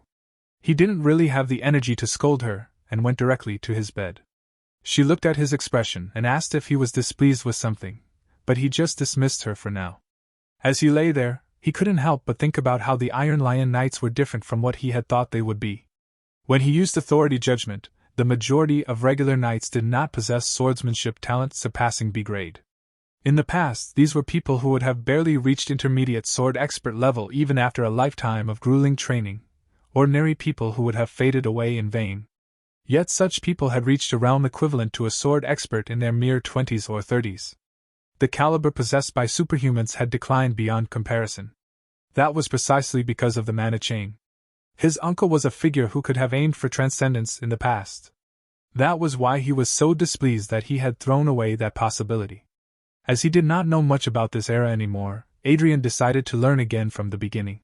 When his uncle heard him say this, he said it was a good mindset. It was not too late for him yet. He also appreciated how Adrian had managed to win the hearts of the Iron Lions. Adrian didn't understand what he meant, so Balarhard told him that if it had been the other princes, they would not have been able to mingle with them so casually. So it had been a very wise judgment on his part. Adrian was so annoyed at his pointless appreciation that he yelled at him. His uncle didn't mind but reminded Adrian of the conditions of their bet. Adrian thought he was talking about beating the third prince in a duel. But no, he meant the other condition, winning over a 2-ring knight, which Adrian had already achieved. So, as per their promise, Balarhard took an oath to support the first prince of the kingdom. Adrian was a bit shocked, not knowing what he was talking about, but when it clicked, he yelled again. "When did I say I wanted to be king?" His uncle's declaration became a literal bombshell. Newly assigned royal knights and soldiers created a commotion, and new attendants and servants sent from the palace bustled about, and he suddenly found himself in the middle of it all. Once he got some space from all this, he ordered Carl to send them all back. But Carl said they were there by royal decree. Even if Adrian ordered them to leave, they would not listen. Then he told him to at least clear them out of his sight. Carl looked at the head maid, and she left with understanding. And he was finally alone. Before he could feel better even for a moment, trouble came with a loud, high-pitched voice. The third prince, Julian, came to him, saying his brother had played quite the fool, secretly training in swordsmanship under Count Balarhard and even revealing such grand ambitions. Adrian gave him a side eye and said, "Who learned what from whom?" So Julian yelled at him that he had truly intended to save his face at least, so how could he do this? Adrian said, with a hint of amusement contrary to his words, "Amazing, I'm grateful to the point of tears," which only kept raising Julian's temper. "Brother, you have made a very big mistake, because I intend to make you pay dearly for deceiving me." Now Adrian started getting irritated. Everyone was torturing him with their own assumptions when he was saying he had no intention of taking the throne. He was so angry at his uncle, who was the culprit of all this. During their camp on the journey, when his uncle had told him about his support, Adrian had said he would play along for a while, so he asked him to back out at an appropriate time because he had no interest in things like the throne.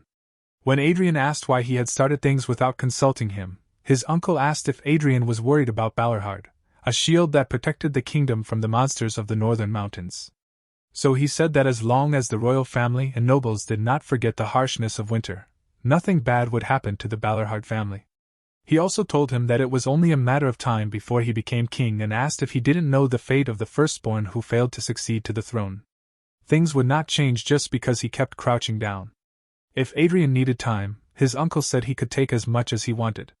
However, the legitimacy of the firstborn did not disappear unless he died. He knew that no matter how much time they gave him, he would not change his mind. What he really needed to find was his authority and power that had reached transcendence. He definitely thought that way, until the banquet began. As the first Prince Adrian Leonberg's arrival was announced, the guests approached him with fake expressions and appraisals. Adrian had one look at them and wondered if these people were supposed to be the nobles of the kingdom. Every single one of them had hearts of serpents, upon judging them with his authority. It was a brand of evil karma accumulated by those who steal from others and trample upon lives. To think they all carried such a filthy thing. The only one worth looking at among them was Taylor, his first dueling mate. He walked past all those serpents and approached Taylor with an excited smile. Taylor looked a little awkward in a place like this and thanked Adrian for the invitation. He might not be competent, but he was most definitely uncorrupted yet. So he would be enough of a vessel to hold the seeds he would sow from now on. As they conversed, the guards announced the arrival of Marquis Montpellier of Bourgogne and Ambassador Coulon de Bourgogne-Montpellier. The ambassador walked to the first prince and offered his greetings. But Adrian still didn't reel from hearing that name. The nemesis that his friend and he had fought against for the longest time 400 years ago. And when a man walked up to greet him, he tripped and spilled all the wine in his glass on Adrian's dress. As he apologized, Adrian simply turned back, saying he had to change, and left the hall. Karl came to his side to escort him, and Adrian asked who that man was. Karl said it was His Excellency, Marquis Bielefeld. Adrian relaxed a bit, as he thought not all of them were rotten. As he sat in the darkness of his room, his uncle came to check on him after the incident. He had come after hearing Marquis Bielefeld say that Adrian looked like he was going to cause some trouble. When his uncle asked what on earth he was trying to do, Adrian said he was not that reckless. It was just that he simply couldn't understand. The wicked House Bourgogne flaunted its power in the heart of the kingdom, and the nobles showed it a sincere respect they didn't even show to royalty. There was an air too tense to be called peace, and a relationship too one-sided to be called allies. How on earth did the country end up in this state? Ballarhart explained. It is not a particularly special history. In the past, the kingdom stood firm against the empire's numerous invasions. However, as time passed, the empire grew larger, and the gap widened. Before the empire, which became a superpower, the kingdom eventually had no choice but to kneel. Adrian realized something and looked alarmed. His uncle continued. Despite being a small country located on the outskirts of the continent, the kingdom had something that allowed it to face the mighty empire. From the very process of the nation's founding, achievements accumulated without flaw. After listening to this, Adrian said he had changed his mind. He confidently declared that he was going to give it a try and become the king of this country. He had practically built half of this country himself, after all. On the second day of the banquet, as Adrian descended, he saw the hesitation and malice in the guests' eyes. In the past, when his friend stood before the people, no one had ever thought he would become king. Because he was nothing more than a country boy who came running out of some backwater village. Even among those stripped of everything and driven out, he wasn't particularly upstanding. Nevertheless, the boy stepped forward in front of the people. Just like he was doing right now. Those with eyes but unable to see, before the flock of sheep, Adrian stood tall. He was ready to sing the hymn of the king, but his ability couldn't handle the grade and kept faltering until it reached just a quarter of the hymn. However, there wasn't a hymn more fitting for the current situation than this one. Well, that was sufficient for now to show who the ruler was. As Adrian felt satisfied and commanded them to raise their heads, he started sensing a powerful energy, and immediately looked in that direction. He spotted an elf. She removed her hood and said it was surprising to think there was still someone who remembered the hymns. Adrian's eyes widened as he realized she was no ordinary elf. And the next moment, his face turned bitter as he wondered why that mad woman was here of all places. The most beautiful creation made by God, a benevolent race that would never harm even the smallest life. Forest gardeners who live at least 300 years, and up to 1,000 years. They are the beings people call elves. But in truth, they are cruel predators who use their beauty as bait to destroy their prey. High elves, those who have awakened a hero's merit from birth, are the most dangerous of them all. And she isn't a high elf. And she isn't just a high elf. She's lived at least 1,000 years. An elder high elf. The dancing spell's word Sigrun. She was also a member of the expedition that killed the mad dragon 400 years ago. And a maniac who made him suffer so much. He was scared for a bit, but there was no way she would recognize him. He had just recited the Song of the King, which she knew well. She approached him and asked if they had met before. Adrian vigorously shook his head. He said this was the first time he was meeting an elf. As she analyzed him, Adrian thought about Sigrun already being one of the strongest 400 years ago. He couldn't even guess how strong she was now. She said there are two kinds of reactions humans give when they first encounter an elf. Most ordinary men are charmed, but those with high awareness are on guard. And she pointed her finger at Adrian and said he wasn't at that level. Adrian replied that his beauty standards weren't like others. She stared down at him for a second and turned away, saying she was pleased to have this short meeting. He thought he was safe for now. Or maybe not. Why does trouble always look for Adrian? He didn't have the answer to that, as his mother kept showing him suitable spouse options, disregarding their age. She said this was a place to pick his princess. He couldn't compare them to those women he used to hang around with. The ideal princess had to possess intelligence, health, beauty, and she must have a well-known family to back her up. Their search for a wife came to a sudden halt as the guards informed the queen that the elf delegation had requested a meeting. Told you, trouble is like Adrian's best friend. Sigrun greeted the queen, and the queen was surprised, as it had been so long since the elves had visited their kingdom. Sigrun dived right into the topic and said she had gotten to know that they were in search of a wife for the first prince. I'm a high elf. In human terms, we are a noble family with a high reputation. And luckily, there isn't much of an age gap between me and His Highness. Adrian was screaming inside. Liar! We're at least 1,000 years apart. So I'll cut it short and say that she wants to marry Adrian. That's what she's trying to do. Hearing her proposition, people already started gossiping, but when Adrian stopped her blabbering and dragged her away to talk in private, they all knew something was between them. Yeah, there is. There is a huge age gap between them. Idiots. Once they were alone, Adrian asked why she was really here. She started blushing as if she were so innocent and said she was here to bond with the kingdom. Adrian said, Let me ask you again. Elder High Elf, Sigrun, the executioner who has killed for her kind over the past hundreds of years, the sword of Viscum Album. Are you here to scout or execute your mission? She was startled at first, but then smiled and asked how he knew about her. Earlier, she had said she felt destined to be with the prince.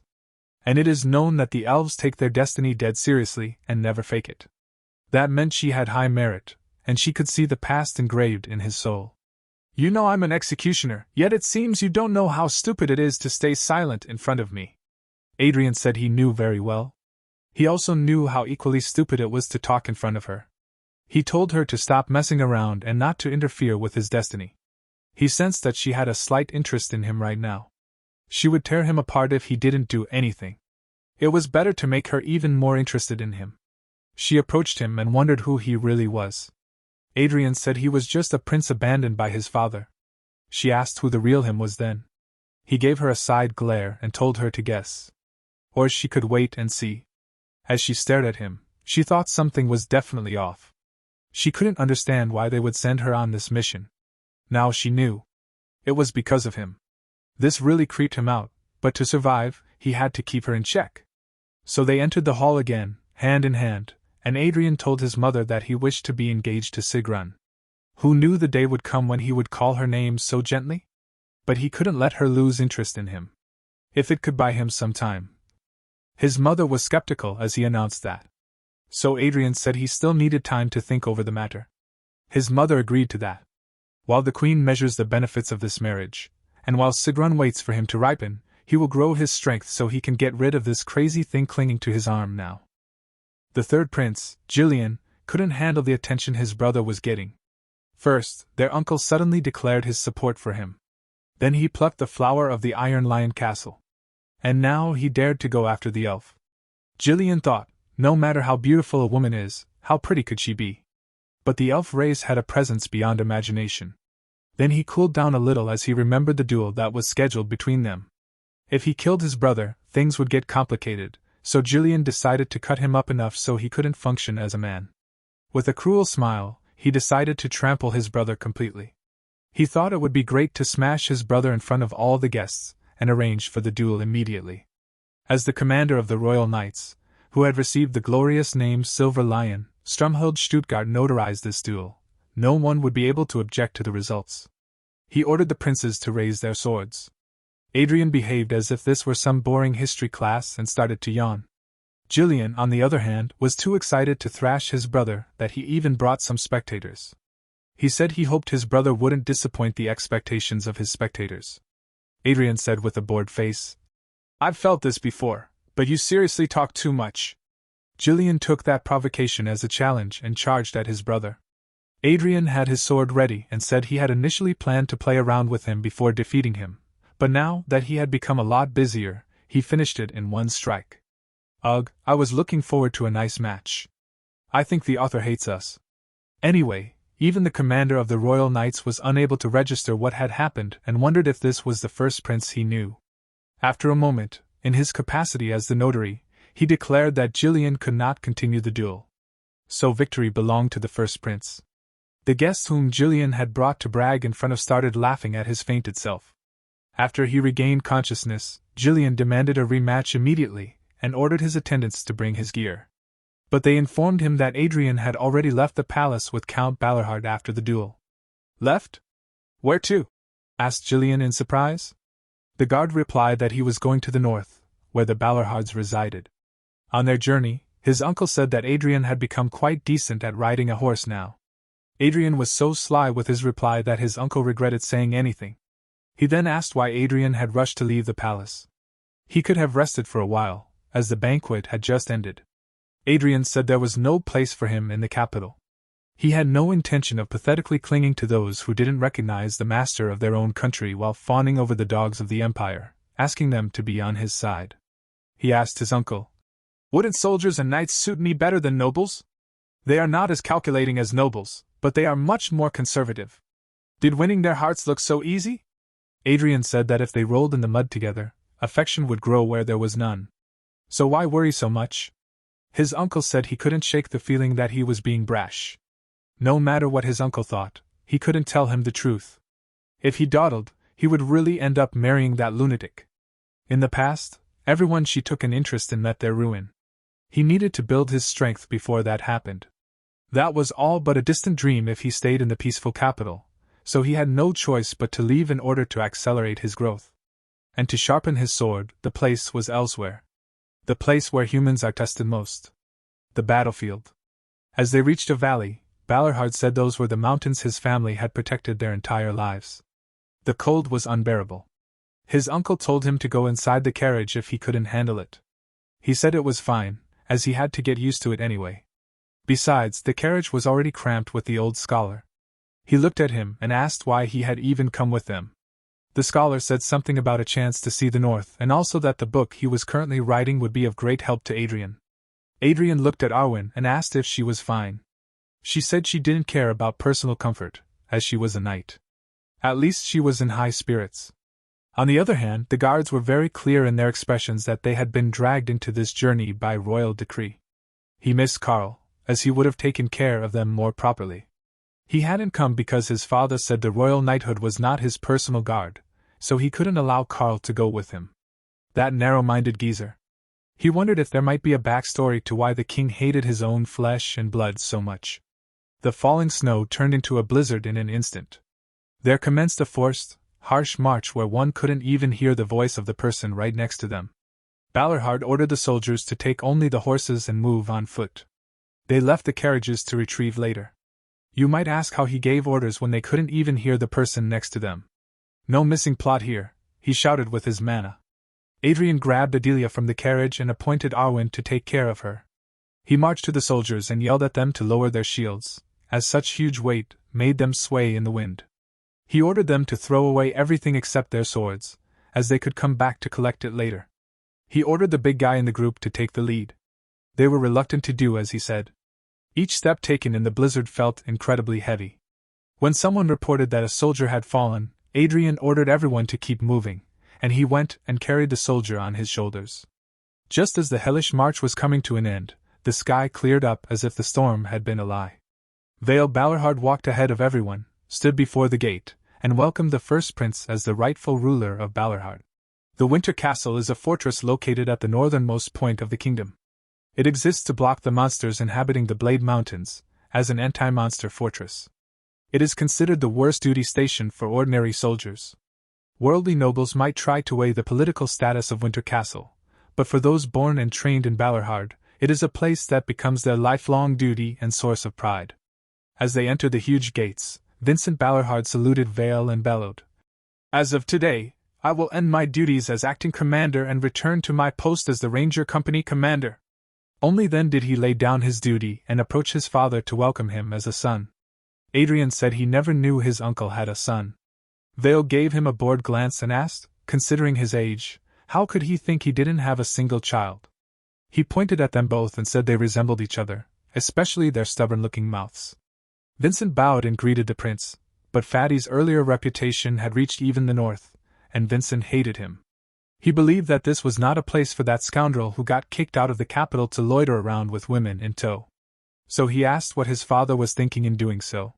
Vale Ballarhard said people change and that he had decided to become the first prince's guardian, and told his son to observe the prince without prejudice. Inside the war room, as they all discussed the strategy to clear the monster settlements around the mountain, Adrian sat at the other end of the table and was feasting alone. Vale asked about the status, and Vincent replied, We have been steadily reducing them, but there are still quite a few places left uncleared. Now that you are here, father, we intend to move in earnest. Adrian was keenly observing this conversation, and when Vincent spoke about a group of orcs that had settled near the entrance of the mountain range, Adrian walked around and said he would take over this task. The lords in the room tried explaining that these mountain orcs were completely different from ordinary orcs, but Adrian just looked at his uncle. Vale understood and asked his son about the status of this particular group, and he reluctantly said, As far as confirmed so far, there are a maximum of 20. The presence of orc warriors or orc shamans has not been confirmed, but we cannot conclude that there are none. His father asked if he could be confident in this information.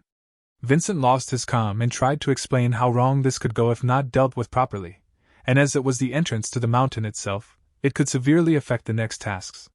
But Vale told him to stop worrying and asked what Adrian needed for his mission. He asked for some basic things like 3 guides, some crossbows, and a change of gear for his men, which were pretty easy to arrange. He then headed to the knights who had followed him by royal decree and told them to head out, as they were assigned a mission. They were not ready to do anything like that and objected, saying they were just there to escort him. But Adrian said that was precisely a good reason to follow him. Although they were not very helpful during the blizzard, Adrian was hell-bent on molding them according to his needs. So when they were about to leave for their mission, the assigned guides were none other than Vincent and his men. With Adrian's judgment authority, he was able to see that those were no ordinary rangers but skilled knights. It was clear that Vincent was trying to take over the mission by kicking him aside. It was no bother. He had his own plans too. Adrian looked at Adelia and said he would not be taking her with him, and told her to rest for a while. She looked guilty and apologized, as she couldn't help her master. Once they started their journey, Vincent was just like his father, nagging all the time. As they walked a little further, things started looking suspicious, and Vincent pulled out his telescope and looked ahead. True to their suspicion, there was a group of orcs feasting on an animal. He told Adrian about the situation and asked how he was going to proceed. Adrian signaled his knights to load and aim their crossbows. Once the orcs noticed them and headed their way, he ordered them to fire. Adrian himself pulled out his sword and charged. Thumping footsteps, a roar filled with killing intent, and the sticky smell of blood, that was what he had been missing and craving all this time. Arwen tried to stop him and take over, but Adrian ordered her not to come closer, as he might get swept up in it. This is a tale dating back 400 years and much further beyond. In the era when orcs were not monsters, but one of the proud races of the continent. This is not a myth, nor about a hero, but about one who couldn't even leave a name in history. The hymn of a pitiful man who hated orcs. With this intense feeling, a new hymn unlocked within Adrian. A hymn of revenge. A while ago, in the office of a count, one soldier said, "I have heard that people die all the time from Winter Castle." Count responded, "You don't need to worry too much, you don't have to join the battle. What do you think that scoundrel prince could possibly do there? He will most likely remain in the castle and try to steal credit for his uncle's achievements. What matters is not that scoundrel, but the situation itself. You simply need to observe all movements in the Winter Castle and report anything suspicious to me. Can you do that?" "Yes. I will do my best for you, Your Excellency, Count of the Royal Court." That was the reason for the soldier to visit the Winter Castle. He thought in the moment that was definitely what I heard. But it was all lies. The orcs were already charging at him. He was certain that he would die today. This was completely different from what he had been told. Arwen shouted. First unit, maintain square formation and advance.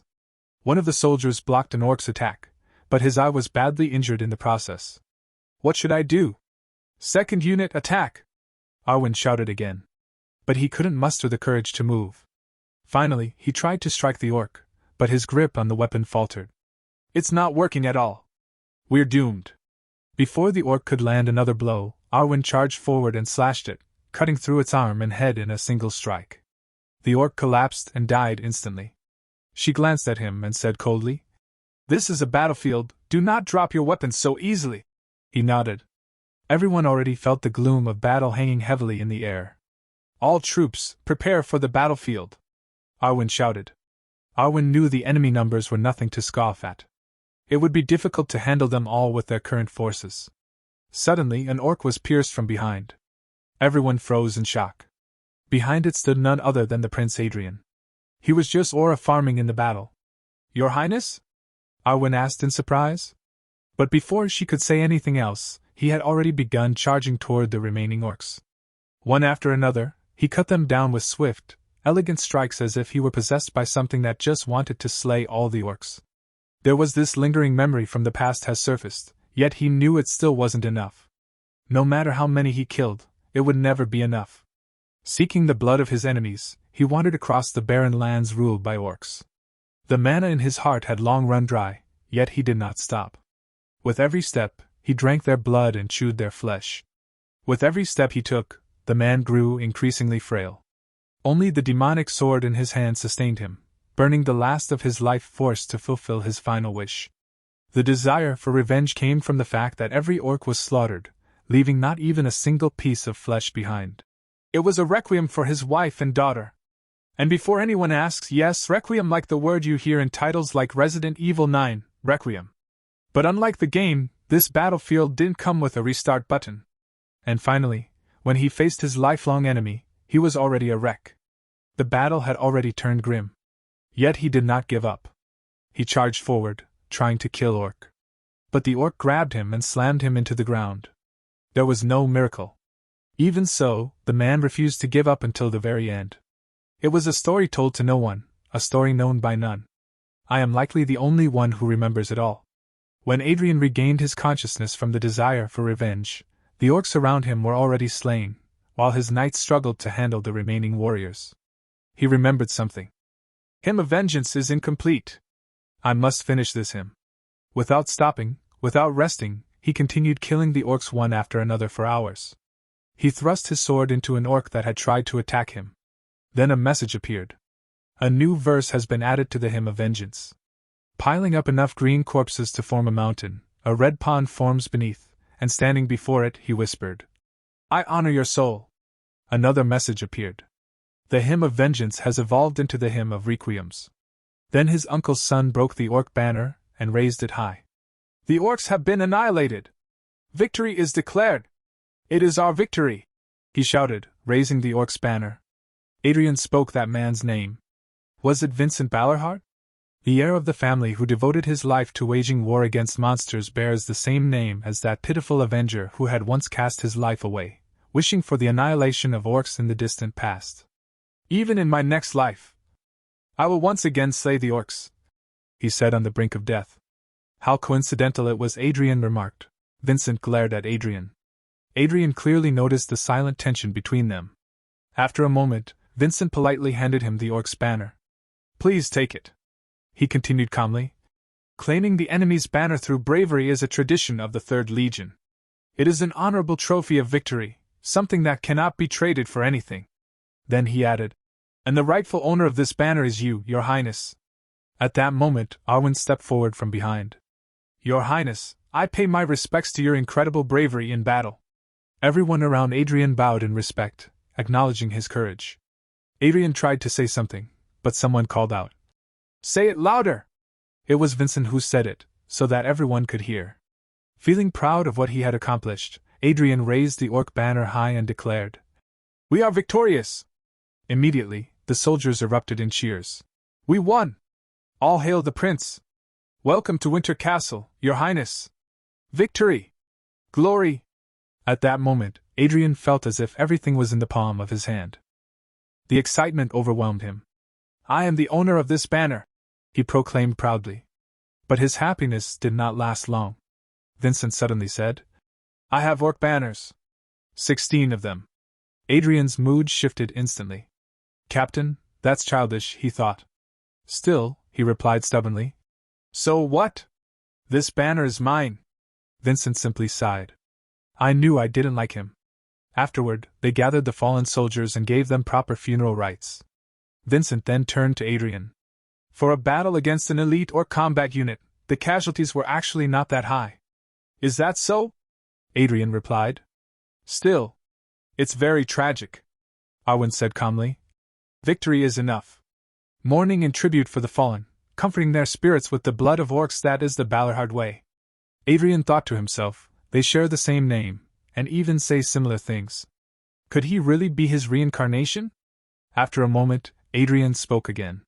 "Anyway, did this many troops from the 3rd Legion really come with us originally?" For a brief second, Vincent's soldiers flinched. Vincent also avoided meeting Adrian's eyes.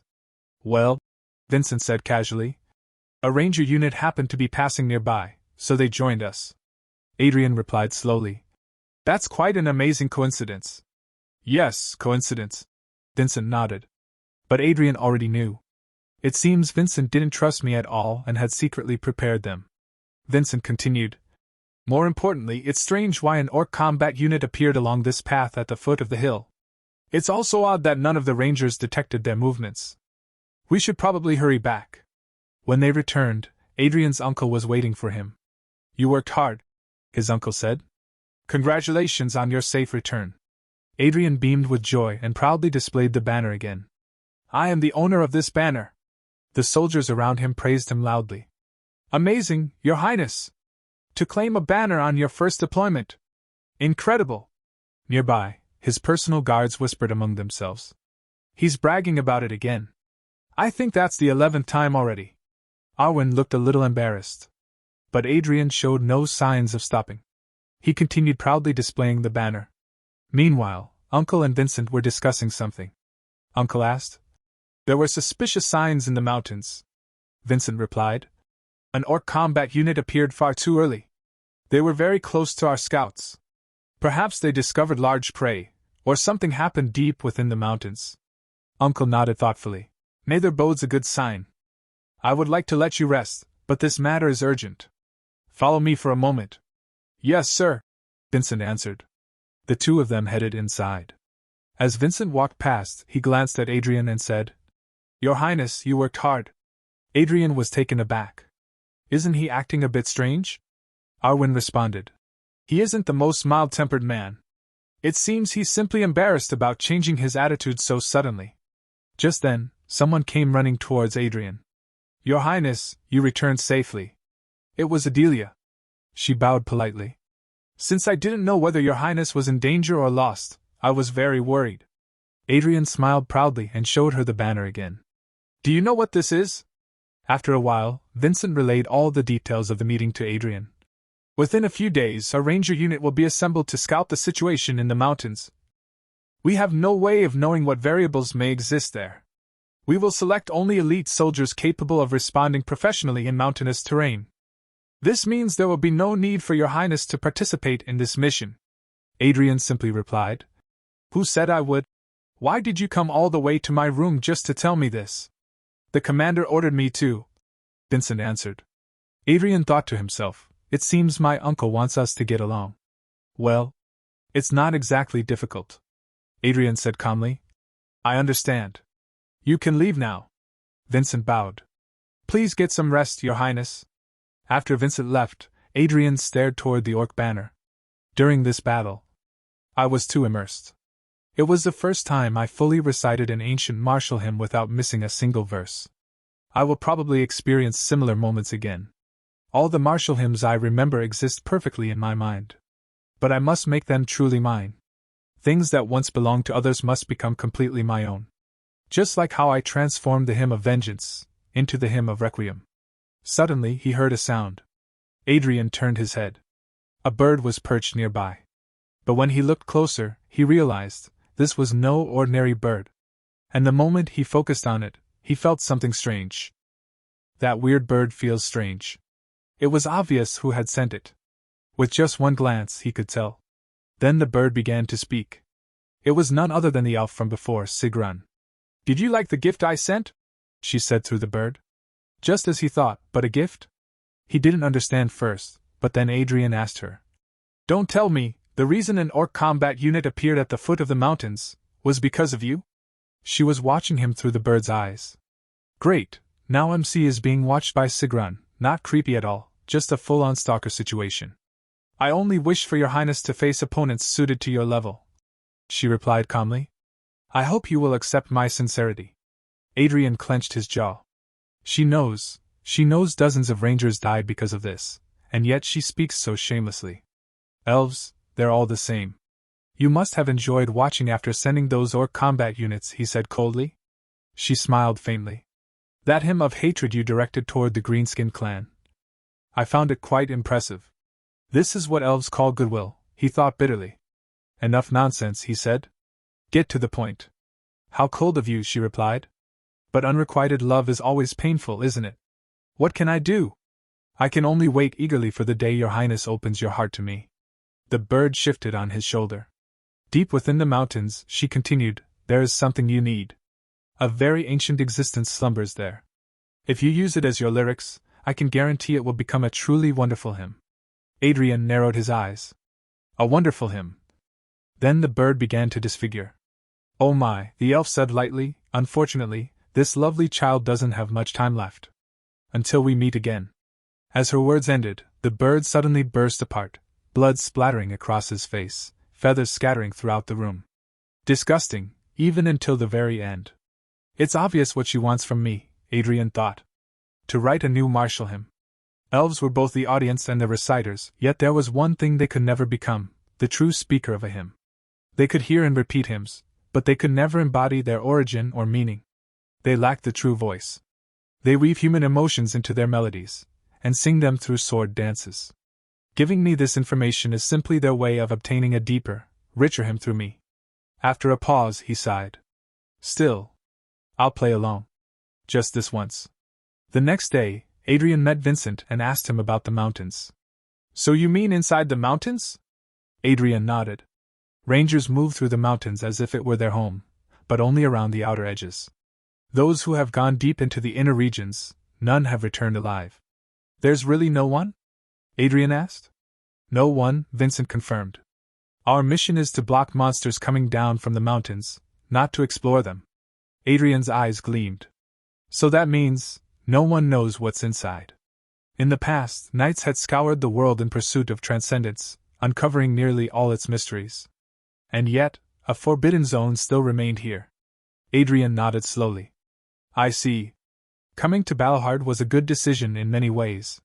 Vincent looked at him seriously. I'm telling you this just in case. Don't even think about going deep into the mountains. Adrian smiled faintly. Yeah. I won't go. Don't worry. But in his mind, he added, not yet, at least. Some time later, a soldier yawned nearby while Adrian was quietly cleaning his sword. Inside the mountains, what kind of monster is waiting there? I want to go right now, but it's not time yet. I need more battles, more victories. Balahard is a place where battles are frequent, so my chance will come soon. Just as that thought crossed his mind, a horn sounded. The entire fortress stirred. Everyone, to your positions. Call back the troops outside the castle. Bring more arrows. Adrian rushed toward the walls. His uncle was already there. All archers stand by your positions, he commanded. Uncle! Adrian called out. His uncle nodded. Look over there. In the distance, 3 soldiers were running toward the castle. They were fleeing. Rangers. Adrian frowned. From what? The soldiers on the walls shouted, Hurry up, you bastards! Run faster! Behind them, wolf riders. They're almost here. Just a little more. We're still out of bow range, damn it! Don't those beasts ever get tired? Adrian felt something was off. Even his uncle muttered, they're completely toying with them.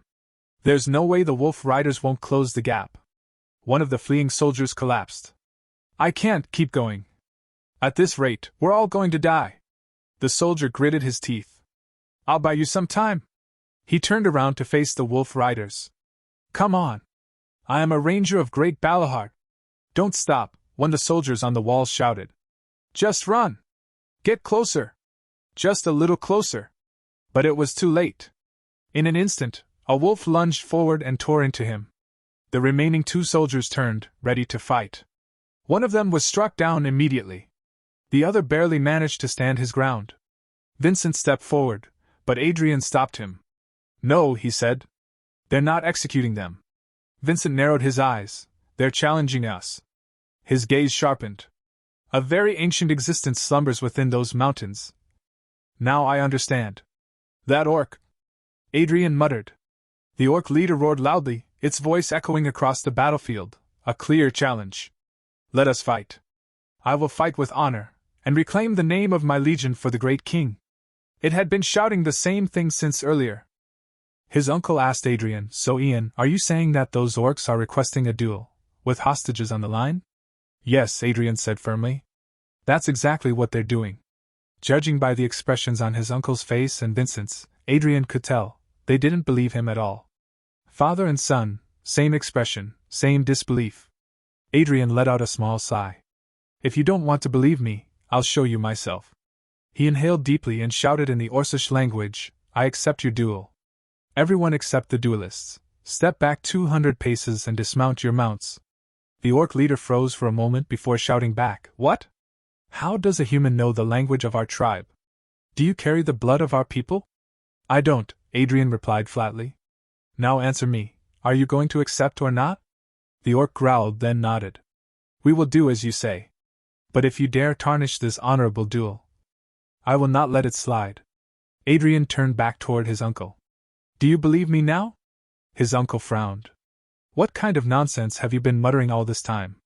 But then, he noticed the orcs actually moving as instructed. What in the world is going on? Vincent muttered, equally stunned. The orcs are willingly retreating? I've spent dozens of winters in Balahart, and I've never seen anything like this. Adrian shrugged slightly. Save your shock for later. Their demand is simple, 5 participants in the duel. He continued. But they must be selected from those who fought in the previous battle in the mountains. His uncle asked, Does he mean the battle where we encountered their combat unit at the foot of the mountain not long ago? Then he called Vincent. He stepped forward. Yes, Your Excellency, I will go. Several soldiers followed. I'll go too. I'll avenge the rangers. I've got a score to settle with those orcs. Adrian simply said, Hold on. 2 spots are already filled. The soldiers protested. Your Highness, it's dangerous. You shouldn't be doing this yourself. Adrian replied calmly, Is there anyone else here who can communicate with the orcs? There was a silence. But then, at least let us take one more spot, someone insisted. Adrian shook his head. I don't want to. Then, glancing to the side, he added, How could I deny her when she's clearly looking forward to this so much? Arwen, you can do this, right? She bowed. Yes, Your Highness. Just then, his uncle interrupted, By the way, where on earth did you learn the orc language? This is the first time I've even heard of orcs being capable of proper communication. Adrian answered casually, It's all in the studying. Then he added, And don't start wondering if things could have been resolved peacefully with orcs in the past. This is a special case. Only orc nobles who serve their king can speak the ancient language. At that moment, the orc leader shouted, Are you ready? Adrian stepped forward. I'm coming. He glanced back. Let's head down. There aren't many true coincidences in this world, Adrian thought. The moment I stepped out, an elf ambassador visited the kingdom for the first time in ages. And now, in the north, the orc king has revealed himself for the first time in 400 years. As they descended, his thoughts sharpened. I don't know what's happening. But now isn't the time to think about such things. Now. It's time to fight. The orc leader stepped forward. Are you my opponent? Adrian smirked slightly. Why? Don't you like what you see? The orc grinned. Not at all. Your spirit is the strongest among them. You are not lacking as an opponent. It licked its lips. Your flesh and blood will surely be a rare delicacy. Adrian chuckled. Hilarious. To think the first one to acknowledge me without prejudice would be an orc of all things. Vincent suddenly shouted, Your Highness! That one is too much for you, let me handle him. But before he could move, another orc attacked him. The others followed. They had all been waiting eagerly for this moment. Arwen and Vincent took their stances. Adrian glanced at everyone and said, "Orcs don't take turns in duels like knights do, so everyone, survive on your own." And with that, he lunged straight toward the orc leader. The battle began. Steel clashed. Roars echoed. Everyone struggled to hold their ground against the orcs. Adrian leaped forward, striking from above, but the orc leader blocked the attack effortlessly and hurled him away. Adrian landed cleanly, sliding across the ground in a near-perfect stance. The orc leader scoffed.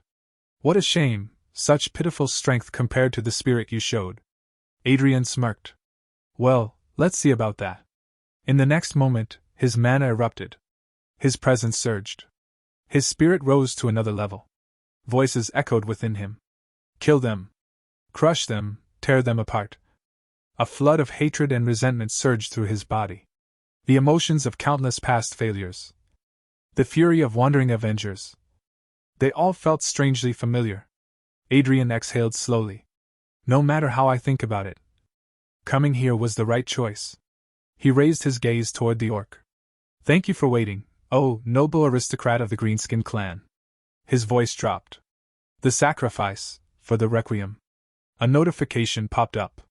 "The hymn of Requiem begins." Vincent was doing everything he could to hold off the orc. "Try to surround him," he shouted while desperately blocking the monster's attacks. I'd never seen orcs fight with such coordinated teamwork before, Vincent thought. Moreover, what is that orc? Even an orc berserker empowered by a shaman's rage shouldn't be this strong. Meanwhile, Adrian was facing the monstrous orc head-on. He lunged forward, leaped into the air, and with a swift slash, cut across the orc's massive body. Vincent was stunned. And equally shocking, the first prince is actually pushing back a monster like this. Adrian smirked at the orc. "For someone who kept calling me pathetic, you're nothing special." He pointed his finger at him as if telling him to come and get some. "So this is all the king's so-called loyal servant amounts to?" The orc growled fiercely. "Keep provoking me any longer, and you'll ruin the fun." Then both of them charged at each other once again. "Before this excitement fades," the orc roared, "I will claim your flesh and blood." The battle intensified. Their weapons clashed violently until suddenly, crack, the orc's axe shattered completely. The orc froze in shock. "What?" But Adrian gave it no chance to recover. In one clean, flashy motion, he severed one of the orc's arms. The orc screamed in agony before collapsing. By the end of the battle, it had lost an arm, a leg, and finally its life. Adrian stood over the dying orc and said quietly, "Since I borrowed their power, it's only right to grant their wish." He raised his sword above the orc's head. "For my king," the orc thought in its final moments. And Adrian plunged the blade straight through its skull. Then, he felt it. A sinister gaze. Adrian slowly looked toward the mountains. And there, hidden deep within them, he sensed something terrifying. An ancient existence. At that moment, Arwen rushed toward him. "Your Highness! Are you all right? Don't come any closer!" Adrian suddenly shouted. Arwen froze in shock and stopped several steps away. Then, a deafening screech echoed across the battlefield. A burst of light shot toward Adrian at terrifying speed. "Something's coming," it was a spear. A gigantic spear. Adrian immediately raised his weapon and managed to block it. Or at least, he thought he did. The moment he tried to brace himself against its force, his body trembled violently. Was it too much for my current strength after all? The next instant, the spear pierced straight through him. Everyone froze. "What the hell is happening?" Vincent shouted. The spear was far larger and more terrifying than the orc they had just fought. Vincent quickly turned around. "What about His Highness?" Arwen rushed through the destruction and found Adrian buried beneath the snow, completely motionless. She knelt beside him in panic. "Your Highness! Please open your eyes." She checked for a pulse. "Nothing, I have to restore his breathing, quickly." Without hesitation, she leaned down and gave him mouth-to-mouth resuscitation. Finally, Adrian coughed weakly and regained consciousness. A small cut had formed on Arwen's lips during the process. She let out a relieved breath. "He's breathing again." Looking at him like this, she suddenly realized something. "He looks smaller than usual. Was he always like this?" Just then, Vincent approached them. Arwen was annoyed by how quickly he showed up. Adrian tried to speak, though his voice barely came out properly. Those damn pieces of shit orcs, honorable duel, my ass. He groaned in pain. The only good orc is a dead orc. It hurts like hell, so finish them quickly. Arwen immediately understood his order and relayed it to Vincent. Vincent nodded firmly. He's absolutely right, and together, they swiftly finished off the remaining 3 orcs one by one. Some time later, Adrian woke up in bed. Those fucking orcs, he muttered the moment he opened his eyes. Vincent was standing nearby. Are you feeling any better, Your Highness? Adrian groaned. My entire body aches. My arm hurts, my chest hurts, but what hurts the most is my pride. He clicked his tongue. We didn't even clash directly. I only blocked a single spear thrown from far away, and I still ended up in this miserable state. Vincent lowered his head. Your Highness, thank you. Thanks to you, we were able to save allies we had already given up on. We sincerely thank you. Adrian looked away awkwardly. Well, sure, he should really stop saying such cringe-worthy things, Adrian thought. It doesn't suit him at all. Vincent continued, while Your Highness was unconscious, an orc army established camp about a kilometer away from the castle. It's large, but not enough to overwhelm Winter Castle. He paused seriously. But what exactly was that giant spear, and that roar from the mountains? Adrian's expression darkened. The one responsible is the king. A king capable of uniting all the orcs within the mountain range has been born. One of the soldiers looked horrified. A king? How is that even possible? Vincent frowned. It's like orcs to constantly challenge their chieftains. They should never remain united long enough for something like this, Adrian interrupted him. Do you know what they call the king of the orcs? Vincent hesitated. Isn't it simply a tribal king? Adrian slowly shook his head. No, he impales, he tramples, and his only goal is to conquer everything before him. His eyes narrowed coldly. That savage overlord is called a warlord. Adrian was lying on the bed while everyone discussed the situation around him. If there are truly that many orcs outside, leaving the gates would be dangerous, Vincent said seriously. We should focus entirely on siege defense. Another soldier nodded. We also need to request the Black Spear Cavalry to return as quickly as possible. At some point, Adrian's room had basically turned into a war meeting hall. Vincent continued, there's a stationed unit across the mountain range. When should we request reinforcements? Finally, Adrian snapped. Why are you all making such a fuss in here when there's a perfectly good meeting room outside? The soldiers awkwardly looked at each other. Your Highness, there are some things we need you to review first. Even Vincent stepped forward. We need Your Highness's help. Another soldier shoved a stack of papers toward him. Since this is the first time we've heard about a king of orcs, even Vale Balorhard is unfamiliar with it. More papers suddenly appeared in front of Adrian's face. Your Highness, how should we handle this part? Please review this first. Your Highness, this section as well. Adrian's eye twitched. These guys are unbelievably annoying. Eventually, night fell. Let's stop here for today, Adrian groaned. Everyone bowed respectfully. Please get some rest, Your Highness. After they finally left, Adrian collapsed onto the bed. They really know how to work an injured patient to the bone. Just then, he noticed someone still standing there. It was his uncle. Adrian narrowed his eyes. Do you have something to say? His uncle stayed silent for a moment before asking, what you showed me earlier, was that the power of a martial hymn? The power of those blue flames. Their destructive force far exceeded modern techniques. Adrian nodded yes. That was it. Then he looked directly at him. So?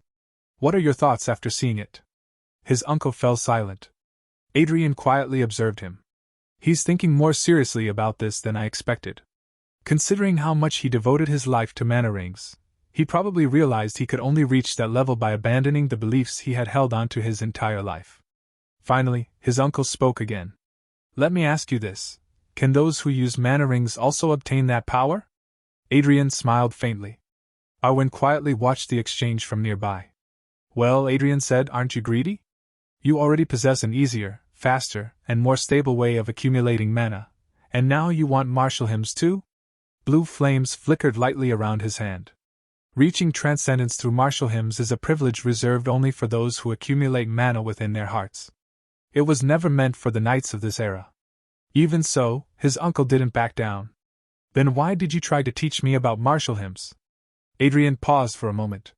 He ignored me so much at first, but now he's showing an almost burdensome level of trust. Then Adrian answered calmly, Did you know elves are obsessed with martial hymns? Since they cannot compose hymns themselves, they borrow and recite the hymns of others. They created sword dances to match the rhythm of those hymns. He crossed his arms. So even if it's impossible for you to compose one personally, I thought it might still be possible for you to recite one. It's not a mana heart, but don't you have something you devoted your entire life toward? Mana rings resonate with one another. They might become an excellent instrument. He shrugged afterward and thought to himself, whether it's truly possible, and what realization you gain from this. I honestly have no idea. Discovering a new path is something the Knights of the Rings must do themselves, not me. The room fell silent. Both Arwen and his uncle unconsciously drifted into deep thought. That was when Adrian suddenly realized something. Why is this conversation happening in my room again? And just like that, he went to sleep. After waking up, Adrian looked around. Where's Uncle? Adelia answered, He left while your highness was sleeping. Adrian narrowed his eyes. Did he seem any different? Well, Adelia hesitated. I'm not really sure. Adrian sank into thought. He looked pretty shaken over it for a while. Did he fail to gain any enlightenment? Well, meaningful results don't come that easily from the start. Then, a voice interrupted him. You're awake? Adrian looked up. His uncle had returned. And the moment Adrian saw him, he noticed it immediately. The overwhelming presence. The fearless aura of someone who would never retreat, no matter how many enemies stood before him. It was the spirit of a true swordsman. So he finally obtained a soul worthy of his body. His uncle smiled faintly and bowed a little. My eyes have been opened thanks to you. Thank you, Adrian. Adrian stared at him awkwardly. Geez, they say someone's about to die if they suddenly change. His uncle chuckled. Are you sulking? Why would I be? Adrian shot back immediately. I'm not sulking at all, okay? I'm definitely not jealous. Not even a little. His uncle sighed. All right. Then I guess I was mistaken. Adrian clicked his tongue. So annoying. Then he looked at him again. All right, enough of that. What exactly did you gain? His uncle answered honestly, I still haven't grasped the reciting you mentioned, but I managed to establish a faint guideline in my mind. So for now, I plan to walk towards that place. Adrian smirked. Give someone an inch, and they'll take a mile. It looks like you're aiming for the bastard in the mountains. That guy is mine. So don't start drooling over him for no reason. His uncle only laughed quietly. The two of them later walked along the castle walls together. After a while, his uncle spoke. There are many things I want to ask you, but I won't. How do you know so much? Where did you learn about martial hymns? I trust you'll tell me when the time comes. Adrian stared at him. He's changed, but this is a little too much. Suddenly, a soldier shouted. The orc army is approaching. Everyone on the walls froze. Their numbers exceed hundreds. No, 1,000, maybe more. It's an army numbering in the thousands. The fortress instantly descended into chaos. Archers, stand by. Move the supplies. Prepare for battle. At that moment, Adrian and his uncle both sensed it. A terrifying killing intent from deep within the advancing army. His uncle narrowed his eyes. What incredible fighting spirit. Could that be the warlord? Adrian slowly shook his head. No, that guy isn't the warlord. He stared into the distance coldly. That is the warlord's vanguard. One of the fiercest orcs serving the king, the bravest general among them. The nightmare of knights and sword masters alike. The commander of the combat corps. His eyes sharpened. The Night Slayer. Just as knights utilize mana, orcs use fighting spirit. To obtain a stronger fighting spirit, orcs constantly throw themselves into battle, slaughter, and endless warfare. However, every once in a while, a mutant is born among them, an orc blessed with an overwhelming fighting spirit from birth. Such beings are far more sensitive to bloodlust and killing intent than ordinary orcs. They can even see intangible energy with their own eyes. The orcs call this power the open eye ability, and they worship those who possess it. The Night Slayer is a born commander, Adrian explained. He may not understand tactics or strategy, but he knows how to break an enemy better than anyone else. Because those eyes see everything, he stared toward the battlefield outside Winter Castle. He can see where the weaknesses of Winter Castle lie. His uncle grabbed a spear from one soldier and said, "Adrian, you've never been wrong before. But I still need to see it for myself." He narrowed his eyes toward the massive orc standing in the distance. Whether that arrogant bastard truly deserves the name Night Slayer. Without another word, Balarhard infused the spear with mana and hurled it toward the orc commander. The spear tore through the air like lightning. But the Night Slayer was already waiting. With a simple movement, he casually deflected the spear. The soldiers froze in shock as the spear spun high into the sky before crashing harmlessly into the ground. He deflected that so effortlessly? The Night Slayer then grabbed the shattered spear and hurled it back using pure fighting spirit. Vale Balarhard caught it easily, but his expression changed slightly. "I don't know about anything else," he said calmly, "but I can already tell he has the kind of personality that absolutely refuses to lose." Then he turned toward Adrian. "You know how to deal with him, don't you?" Adrian blinked innocently. "I'm not sure why you think that." His uncle let out a small snort. "Just look at your face. You look exactly like a knight who was just handed a legendary sword." Adrian smirked slightly. All of his judgment relies solely on the open eyes ability, but things in this world are not always what they seem. No matter how patient a monster may be, it's still a monster if you dangle a delicious enough delicacy in front of it. It won't be able to resist pouncing. After the meeting ended, Vincent immediately objected. "You cannot do this, Your Highness, it's too dangerous," Adrian sighed. "I already told you. Cheap tricks won't work on him." He pointed toward Vincent and the others. "First of all, you, the Rangers, and the Knights of Winter Castle are out. You people don't look weak, tasty, or easy to kill in his eyes. But if we leave it to the rookies, the walls will collapse before they can even react." Then Adrian smirked. "See? My team and I are perfect. We have elite training, but we lack real combat experience. Once we deal with him, the rest will become much easier." Vincent still looked unconvinced. "Even so, Your Highness does not need to act as bait. Winter Castle can survive without such a dangerous plan." He pointed toward Adrian's injured arm. "Your arm hasn't even healed yet," and Adrian casually moved his arm around. "This? It's nothing." Even he knew it was hurting like hell, but there was no way he was admitting that out loud. "But by the time the battle starts, I'll be able to move it." Then his expression became serious. "Think rationally, Vincent. The real enemy isn't the army outside. Even now, while we're standing here arguing, that thing in the mountains is slowly getting closer to Winter Castle. If we don't end this battle quickly, Winter Castle will fall within the next week." Vincent finally fell silent. Adrian smirked slightly. "Looks like it's finally time for our secret weapon to enter the stage." And that secret weapon was none other than Adelia. Some time later, everyone took their positions around the castle. Vale Balarhard raised his voice. "Listen carefully. Our primary goal is not to wipe them out. It's to lure out their commander. We stall them for as long as possible, until he reveals himself." The center wall was defended by Vale Balarhard himself. The east wall was assigned to Vincent Balarhard. And the west wall was entrusted to Adrian, Arwen, and the archers. "All archers stand by. Fire!" Arrows rained down from the walls. Several orcs were pierced immediately, but many raised shields to protect themselves. And those shields belonged to fallen Balarhard soldiers. The sight enraged the soldiers. Those monsters! How dare they show up carrying the belongings of our fallen comrades? Vale Balarhard's eyes burned with fury. "Fire! Do not stop firing! Never forgive them!" But the orcs kept advancing endlessly. "Damn it! There are too many of them!" The arrows never stopped, yet the orcs continued climbing the walls. Ladders slammed against the fortress. Ropes hooked onto the battlements. One orc barely climbed over the edge. Arwen instantly lunged forward and sliced its head clean off. "Push back, everyone climbing up!" she shouted. The soldiers responded immediately. Spears stabbed downward. Ropes were cut apart. "Bring more stones for the catapults. Don't let them reach the top of the wall." The battle raged until evening. And still, the number of orcs barely seemed to decrease. "Damn it! Their numbers just won't go down. We still haven't even seen the Night Slayer." Adrian narrowed his eyes.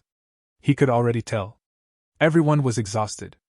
And the Night Slayer had probably realized it too. He knows this wall has become Winter Castle's weak point. Soon, wolf riders began charging toward the western wall. Adrian glanced toward Arwen. Handle them, yes, your highness. She immediately rushed forward, cutting down one rider after another. Then Adrian slowly unsheathed his sword. It's time to dangle the bait. Blue flames erupted around the blade. Requiem. The moment the Requiem flames ignited, something changed. A violent fighting spirit suddenly surged from the enemy lines. The signal had reached him. The Night Slayer had noticed. Even Vale Balerhard realized it immediately. The plan worked. Adrian stared into the distance and smiled faintly. So, you finally came. The Night Slayer had entered the battlefield. The Night Slayer started his charge toward the western castle wall where Adrian was stationed. The soldiers immediately began firing arrows nonstop, but the Night Slayer simply grabbed one of the orcs and used him as a shield while charging forward. Even under the rain of arrows, he never slowed down. The orcs rushed toward the wall behind him. Your Highness, it's dangerous, the soldiers shouted. But Adrian ignored them completely. Instead, he calmly ignited the Requiem flames around his sword and stood at the edge of the wall. Come on up, he said confidently. One after another, the orcs climbed the ladders. And finally, the Night Slayer reached the top of the wall. So it's you, the Night Slayer growled, the human who raised those strange flames. The king has decreed that above all else, you are to be slain first, Adrian smirked. How flattering. At least that means you won't run away, and with that, their battle began. The two clashed fiercely, exchanging blows in an intense fight. The Night Slayer laughed wildly. These little petty tricks won't work on me. Put everything on the line and fight with honor. Adrian narrowed his eyes and suddenly rushed forward, striking him head-on. The Night Slayer became completely immersed in the fight. What incredible fighting spirit! And that was the exact moment Adrian had been waiting for. Now, instantly, a massive net dropped from above. The soldiers pulled with all their strength, as the Night Slayer became completely entangled in thick ropes. You bastard! The Night Slayer roared furiously. Do not disgrace an honorable battle. Fight in a manner worthy of your spirit. But no matter how hard he struggled, the ropes only tightened further. The soldiers continued dragging him down with all their strength. He thrashed violently, trying to break free, yet the restraints held firm. Adrian glanced toward Arwen. Good work, Arwen. Hand things over and fall back immediately. She nodded and quickly retreated. Meanwhile, the soldiers nearby were already exhausted. We can't hold out much longer, Adrian replied calmly. If you can't hold the line, then fall back. Then he walked toward the restrained orc and smirked. You know, this actually suits you pretty well, lying on the ground like that. Now you finally look like an orc. The insult instantly enraged the Night Slayer. Acting exactly like the savage Adrian described, the orc lunged forward violently and slammed his fist downward. But before the attack could land, Vale Balerhard stepped in and blocked it effortlessly. Looking directly at the orc, he said, You look even uglier up close. Then he glanced toward Adrian. I'll take over from here. Adrian shook his head. I'm not handing him over completely. I'll be right back, Vale Balerhard snorted. Don't take too long. I'm not confident I can keep him alive until then. Adrian clicked his tongue. Damn, he really is a true Balerhard. Meanwhile, the battle between Vale and the Night Slayer intensified. Adrian thought to himself, they say a quad-chain knight stands on par with a sword master. That rumor wasn't wrong. A swordsman who reaches sword unity allows his will to flow through his blade, and mana follows wherever that will goes. He narrowed his eyes. But that bastard. He's the type who can sniff out will with ridiculous precision. I'd better hurry. Soon, Adrian arrived at a locked room and opened the door. Inside, someone sat trembling in the corner. There's a far more fitting opponent for the Night Slayer, Adrian said quietly. Someone whose body moves before their mind. A swordsman whose skills cannot be read. He looked directly at her. It's your turn now, Adelia. Adelia was shaking in fear, hiding deep in the corner of the room. Then Adrian held up a blood-stained cloth. The one who shed this blood is your opponent. The moment those words left his mouth, something changed. Her body trembled violently. Slowly, she stood up and pulled out her sword. Even Adrian was startled by the overwhelming presence erupting from her. Good Lord! Are those traits activating even without assistance? At that moment, system notifications appeared before him. Trait Maniac has been activated. Trait, Butcher has been activated. Her eyes changed completely. One eye differed from the other, both burning with madness and rage. The killing intent pouring out of her filled the entire room. Even Adrian hadn't expected all of her traits to awaken at once. He stared at her in shock. She really was made for this. Vale Ballarhard clashed fiercely against the Night Slayer. At first, he thought it was just his imagination. But the longer the fight continued, the clearer it became. That orc is perfectly reading the flow of my swordsmanship. So this is the power of the open eye ability. This is becoming incredibly troublesome. Just as that thought crossed his mind, a sudden sound echoed behind him. Vale quickly turned around. What was that? And then someone emerged from behind him at terrifying speed.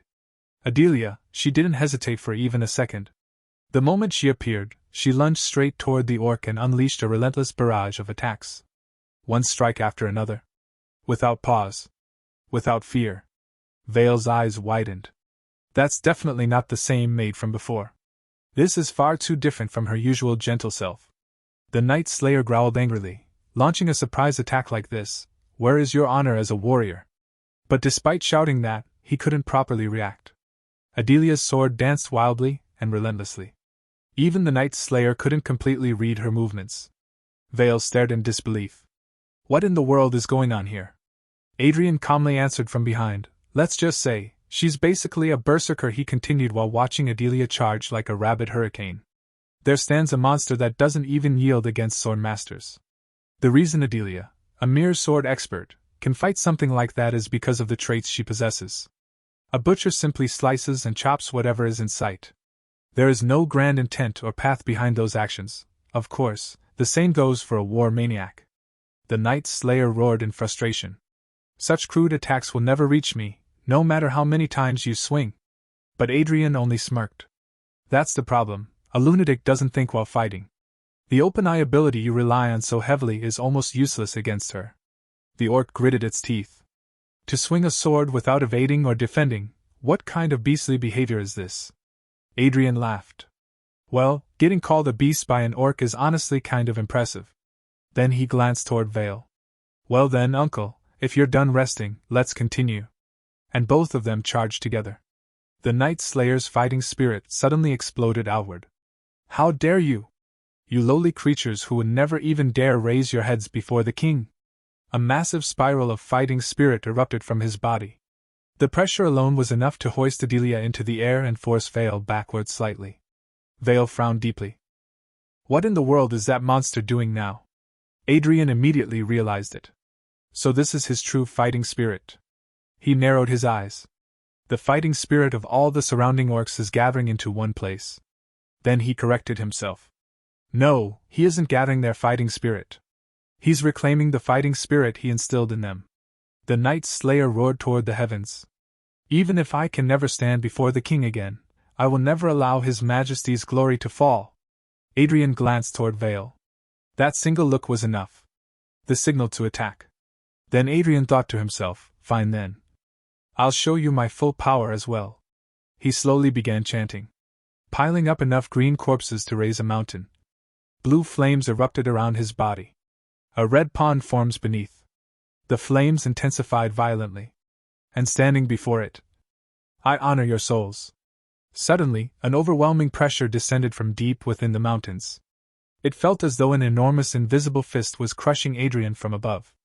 He immediately realized what it was. That bastard deep within the mountains. He's interfering directly with his fighting spirit.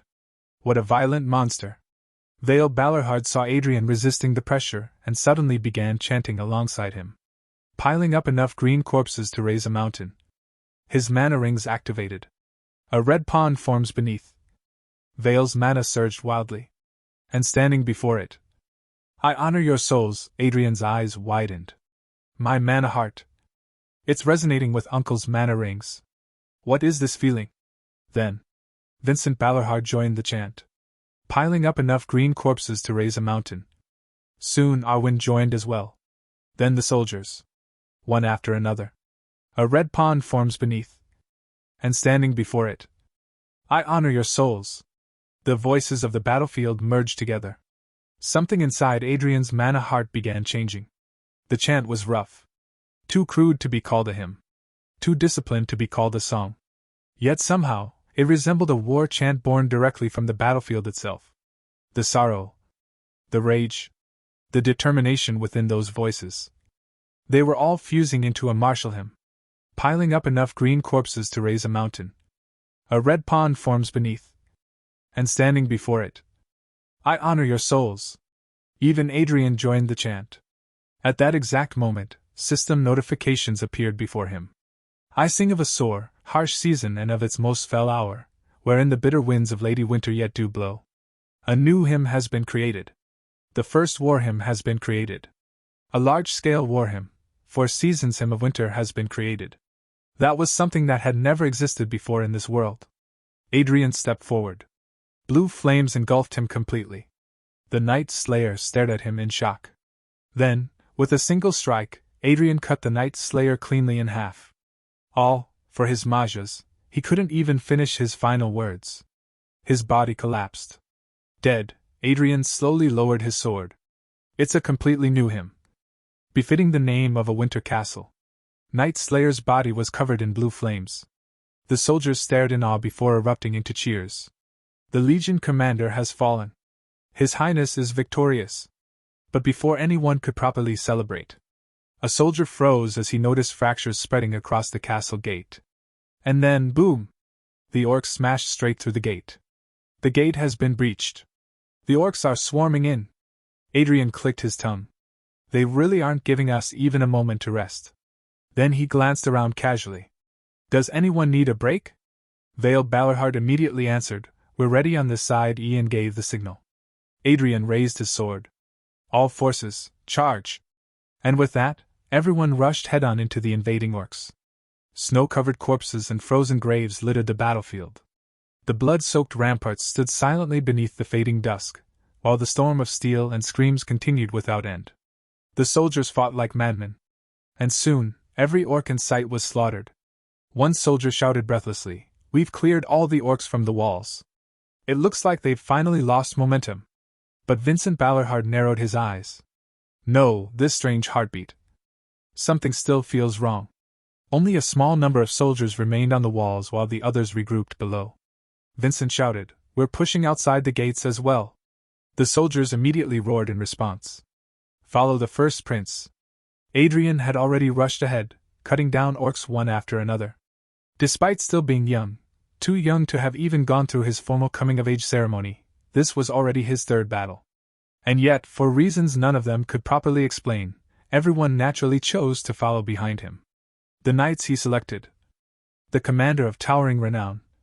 The seasoned captain of the Rangers. And even the fierce and unyielding knights of the North. All of them moved together, as though pulled by the same pounding rhythm. It almost didn't feel like their own will anymore. And by the time they finally came to their senses, every last orc had been annihilated. Victory had completely fallen into their hands. Adrian raised the banner high. This victory belongs to all of us. The soldiers erupted into cheers. Long live the prince! Long live the first prince! Hooray! Vincent looked around in disbelief. To think, we actually annihilated them. This is unbelievable. Then, suddenly, several soldiers collapsed where they stood. The others panicked at first, only to realize the fallen soldiers were simply asleep. One soldier scratched his head awkwardly. I knew they were pushing themselves too hard, but this is ridiculous. Another groaned while dragging someone away. Help me move this idiot before he starts snoring on the battlefield. Vale Balorhard looked genuinely amazed. Martial hymns are truly incredible. Adrian weakly corrected him, It's not a martial hymn. He looked half asleep himself. It's a war hymn. The moment he finished speaking, he immediately fell asleep and collapsed. His uncle panicked instantly. Ian? Are you alright? Then he realized. My word, he's actually asleep. Move him to the barracks immediately. He quickly regained his composure and began issuing orders. Gather the fallen and burn them with proper respect. As for the Legion commander's corpse, he quietly gave further instructions to the soldiers. Far away from the battlefield, an elf silently watched everything unfold.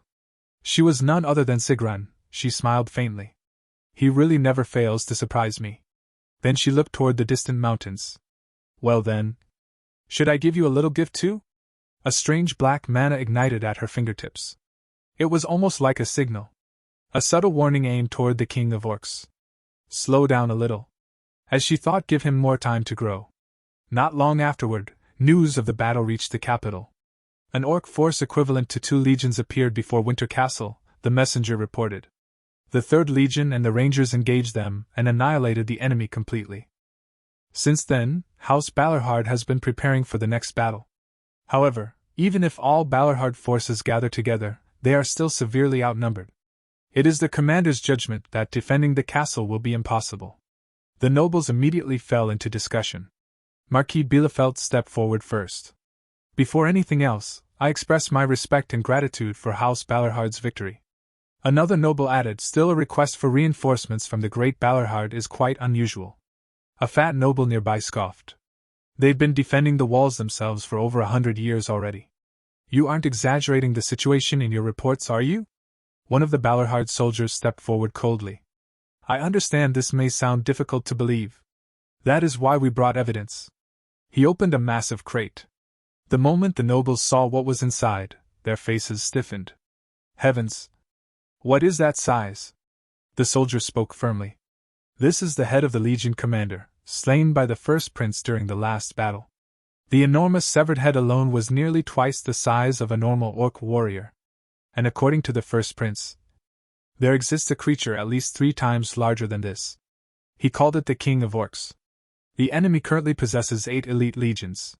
At a minimum, their forces exceed 16,000. Please understand the gravity of this situation.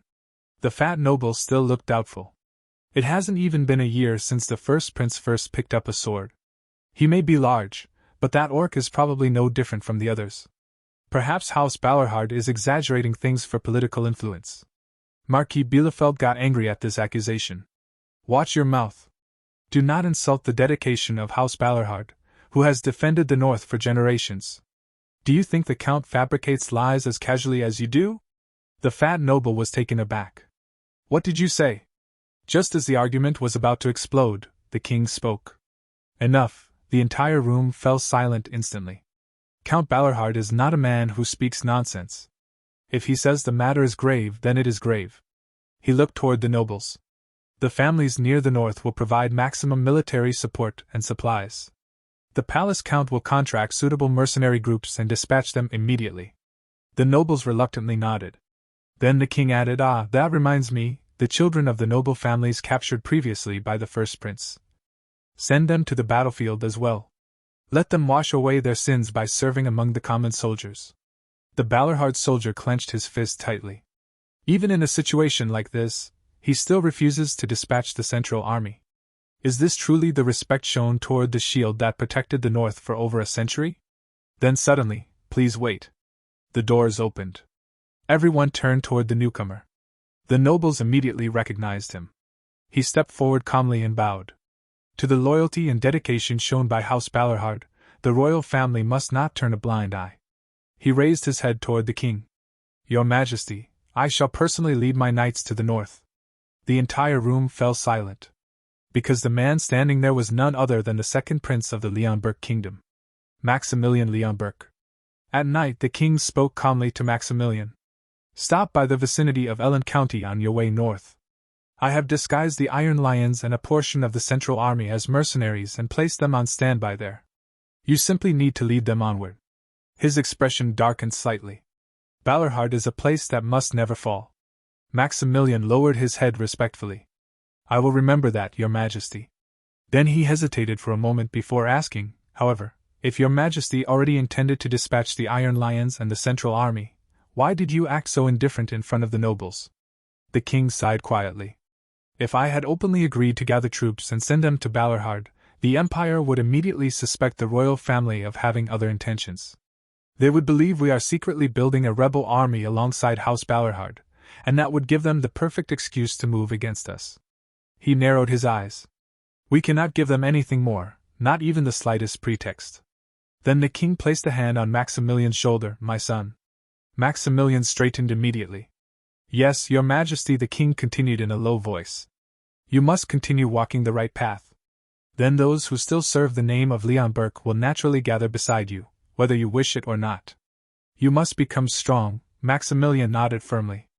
I will definitely protect the kingdom. The king's gaze became heavier. It will not be easy. Count Balerhard has already stepped forward as Adrian's guardian. The North may eventually stand behind him. Maximilian looked slightly conflicted. But isn't my brother still a member of the royal family? The king's expression immediately hardened. Never forget this, Maximilian. Always remember the damage the one you call your brother brought upon this kingdom. How that child sold the future of the kingdom to the empire. Maximilian lowered his eyes. But your majesty, my brother was only 13 at the time. I do not want to hear it, the king interrupted coldly. It still remains vivid in my memory, breaking their swords in front of me, and destroyed their own rings. When I close my eyes, it comes back to me like it was yesterday. I have never forgotten the laughter from that day, not even once. After a moment of silence, Maximilian carefully spoke again. I heard my brother regrets his actions now. They say he has been pushing himself relentlessly. I also heard he achieved great merits in the north. The king scoffed bitterly. He does not regret it. He simply forgot, and even if he grinds his teeth and sharpens his sword now, what meaning does that have anymore? Those loyal retainers can never form mana rings again. Am I supposed to tell them now to learn the mana heart like those lowly mercenaries? Even if there were hundreds or thousands like Adrian's, they could never replace what was lost. Then the king turned away. Go to the north before Montpellier interferes. Maximilian bowed deeply. As you command, the reinforcement troops departed immediately. It became a relentless forced march through heavy snow. Stragglers constantly fell behind from exhaustion, but the army couldn't afford to stop. Captain Antoine of the Silver Fox mercenaries spoke quietly. The second prince has incredible resolve. Even mercenaries and veteran soldiers are collapsing from exhaustion, yet His Highness keeps moving. Iron Lion Knight's Vice Commander Sir Aram Keilinger rode beside Maximilian and asked, Your Highness, are you all right? Maximilian nodded. I'm fine, Sir Aram. He looked ahead into the blizzard. It seems our destination is close. That was when they noticed several wagons in the snow. Sir Aram narrowed his eyes. People? The soldiers looked confused. Refugees? Sir Aram immediately ordered one of the soldiers forward. Go ask them. The soldier approached the wagons carefully. Hey! Are you people coming from Balerhard? The villager nodded nervously. Ah, yes, that's right, the Count issued an evacuation order. He said we must prepare for the worst. The soldier's expression stiffened. Then what's the situation at the front? The villager shook his head helplessly. How would we know? The soldiers told us to leave, so we left. Maximilian's expression darkened. Prepare for the worst. Is Count Balerhard truly considering the possibility that Winter Castle might fall?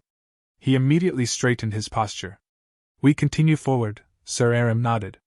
Yes, Your Highness. And so they continued toward Winter Castle through the storm. As they drew closer to the fortress, the blizzard intensified even further. Then Maximilian suddenly heard voices. At first faint, then clearer, the voices of Balerhard's soldiers chanting together through the storm.